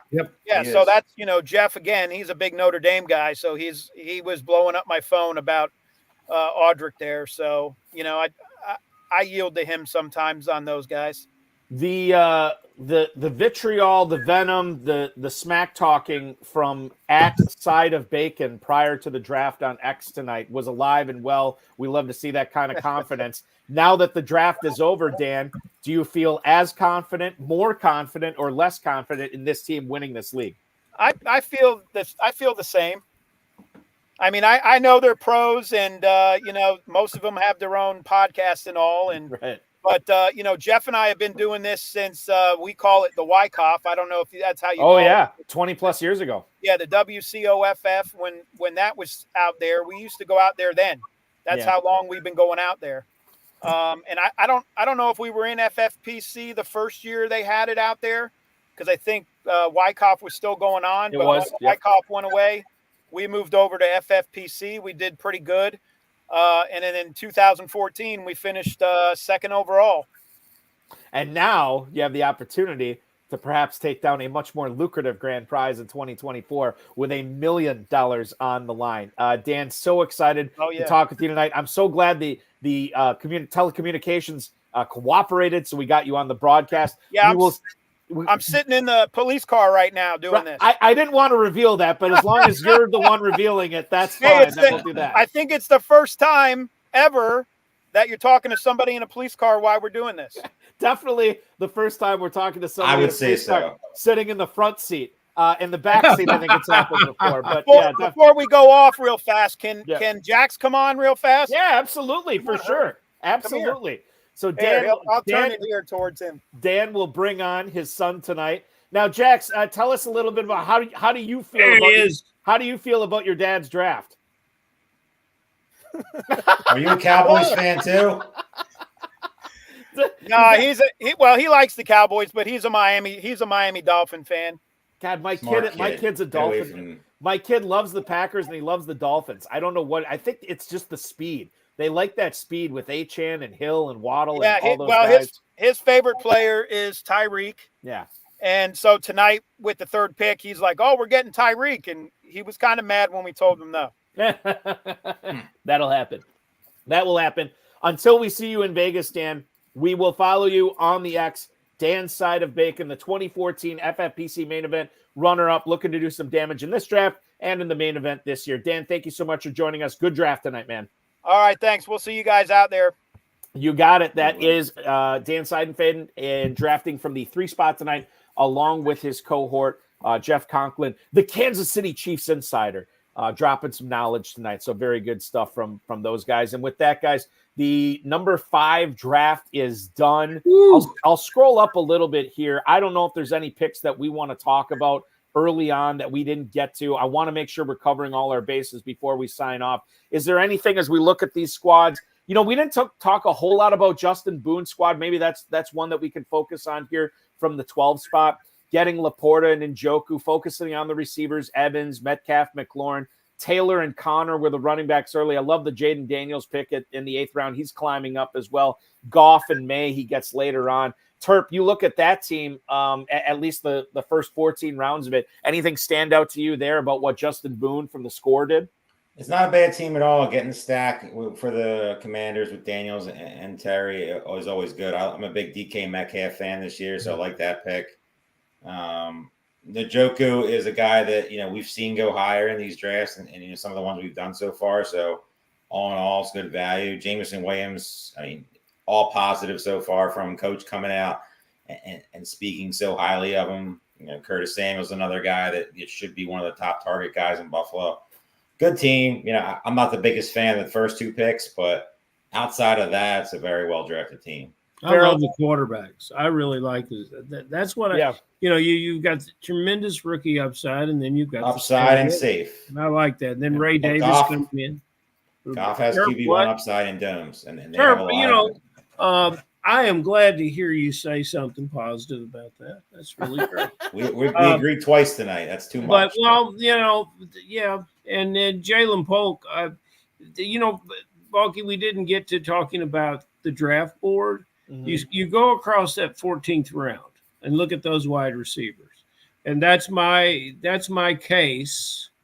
That's my case for getting your running backs early, because you can get receiver talent with upside from these young guys in the 14th round, and Douglas and Mooney. When Mooney is your veteran of that group, but that's what I'm talking about. Yeah. But a personal thing, Balky, while we still got him on the air.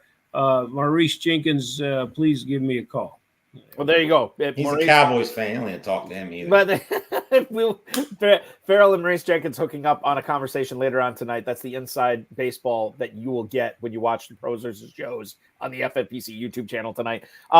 Farrell, last thing I want to get to here.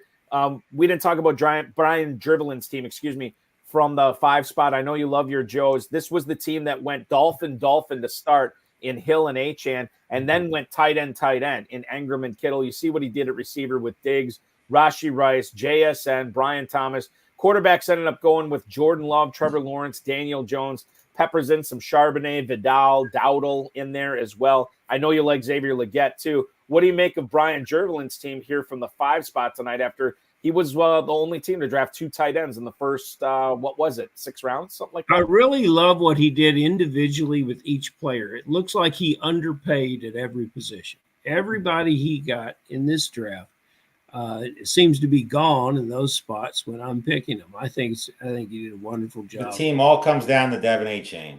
That's it. Why you say that? What he was last year, stays healthy, this team could be a league winner. If he, gets hurt, gets banged out. Now we've got this team as league winner, Terp. The other guys are going to win the whole thing. How the hell does that work? You got a league winner here. You got another team winning the whole thing, which means they would also have to win this league. Could be a league winner. You've completely ignored team number 9, noted champs, because they're Joes. I mean, God bless you, Terp. The carnage will continue tomorrow night, and of course we'll have a Pros versus Joes draft as well. Farrell and Dave Terpoli, Farrell Elliott and Dave Terpoli going back and forth. We love it. The listeners love it. The viewers love it. The American people love it. Everybody loves it, and we will do it one more time at we go live at 10 p.m. Eastern time tomorrow. The 11-time FFPC league champ Dave Terpoli at Dave Terp, and of course Farrell. KFFSC.com is where to go to sign up for the Kentucky Fantasy Football State Championship. Live in Cincinnati's coming up. Live in Louisville's coming up. And, of course, the main events. Anything else that we should be talking about with KFFSC?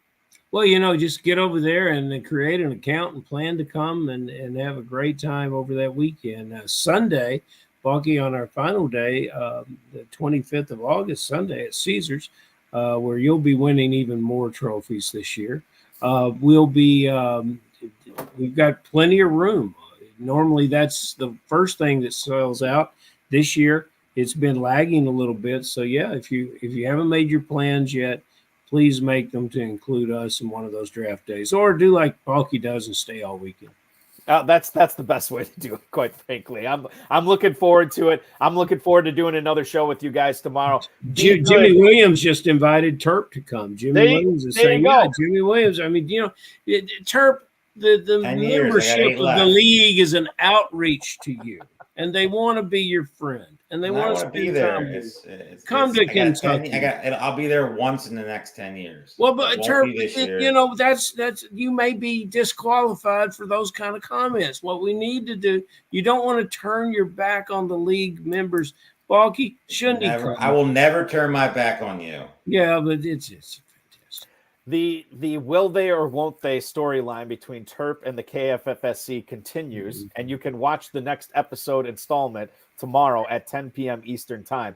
Terp, Farrell, be good. We'll talk with you tomorrow night. See you guys. That is Dave Terpoli. That is Farrell Elliott. That is our show tonight, ladies and gentlemen, as we move forward through the Pros versus Joes competition right here on the FFPC YouTube channel.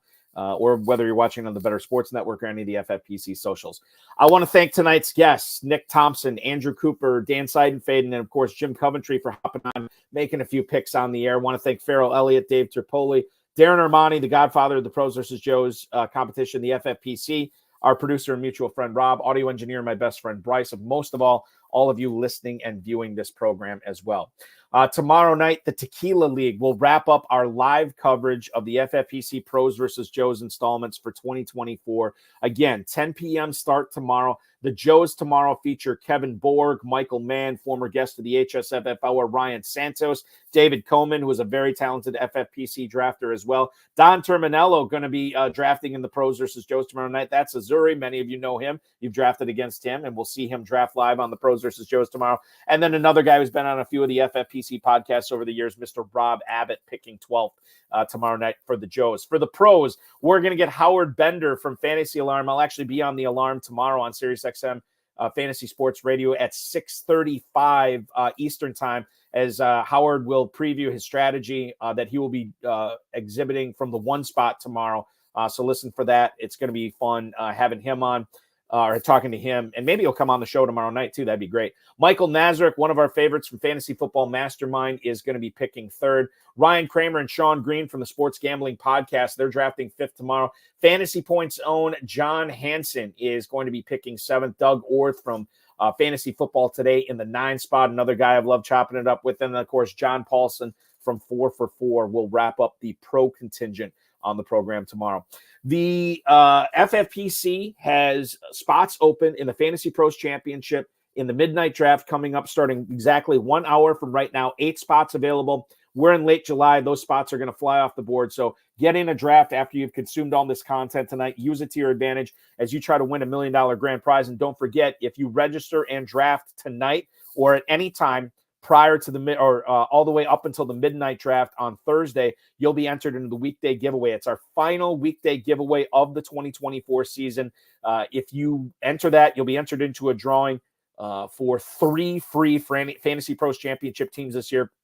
That's over $1,000 in free teams that we're giving away on Friday. So hopefully you can claim one of those teams as well. MyFFPC.com is where to go for that. The main event slow and live drafts are off and running with the FFPC. MyFFPC.com is where to go for that. I think we have, I'll look it up real quick right now. Our next live main event is going to be Wednesday night this week. 5 spots left in that. So check that out if you want to win $1 million grand prize in that as well. 2 separate $1 million grand prizes this year. The best ball tournament and the Superflex best ball tournament, $300,000 and $100,000 grand prize in that, $125 and $35 to enter respectively there.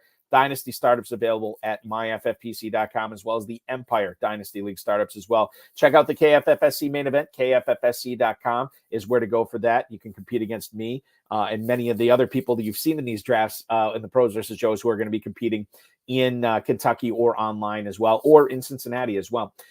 In case you have never watched the High Stakes Fantasy Football Hour or show before, Fantasy Football Hour, excuse me, we go live Friday nights at 10 p.m. Farrell and I, we talk with an FFPC guest every single week, and always appreciate their insights. You can get that anywhere you get podcasts, of course, on all the FFPC YouTube socials as well, YouTube, X, Facebook, all that good stuff. So check that out year round. We'll do content there as well.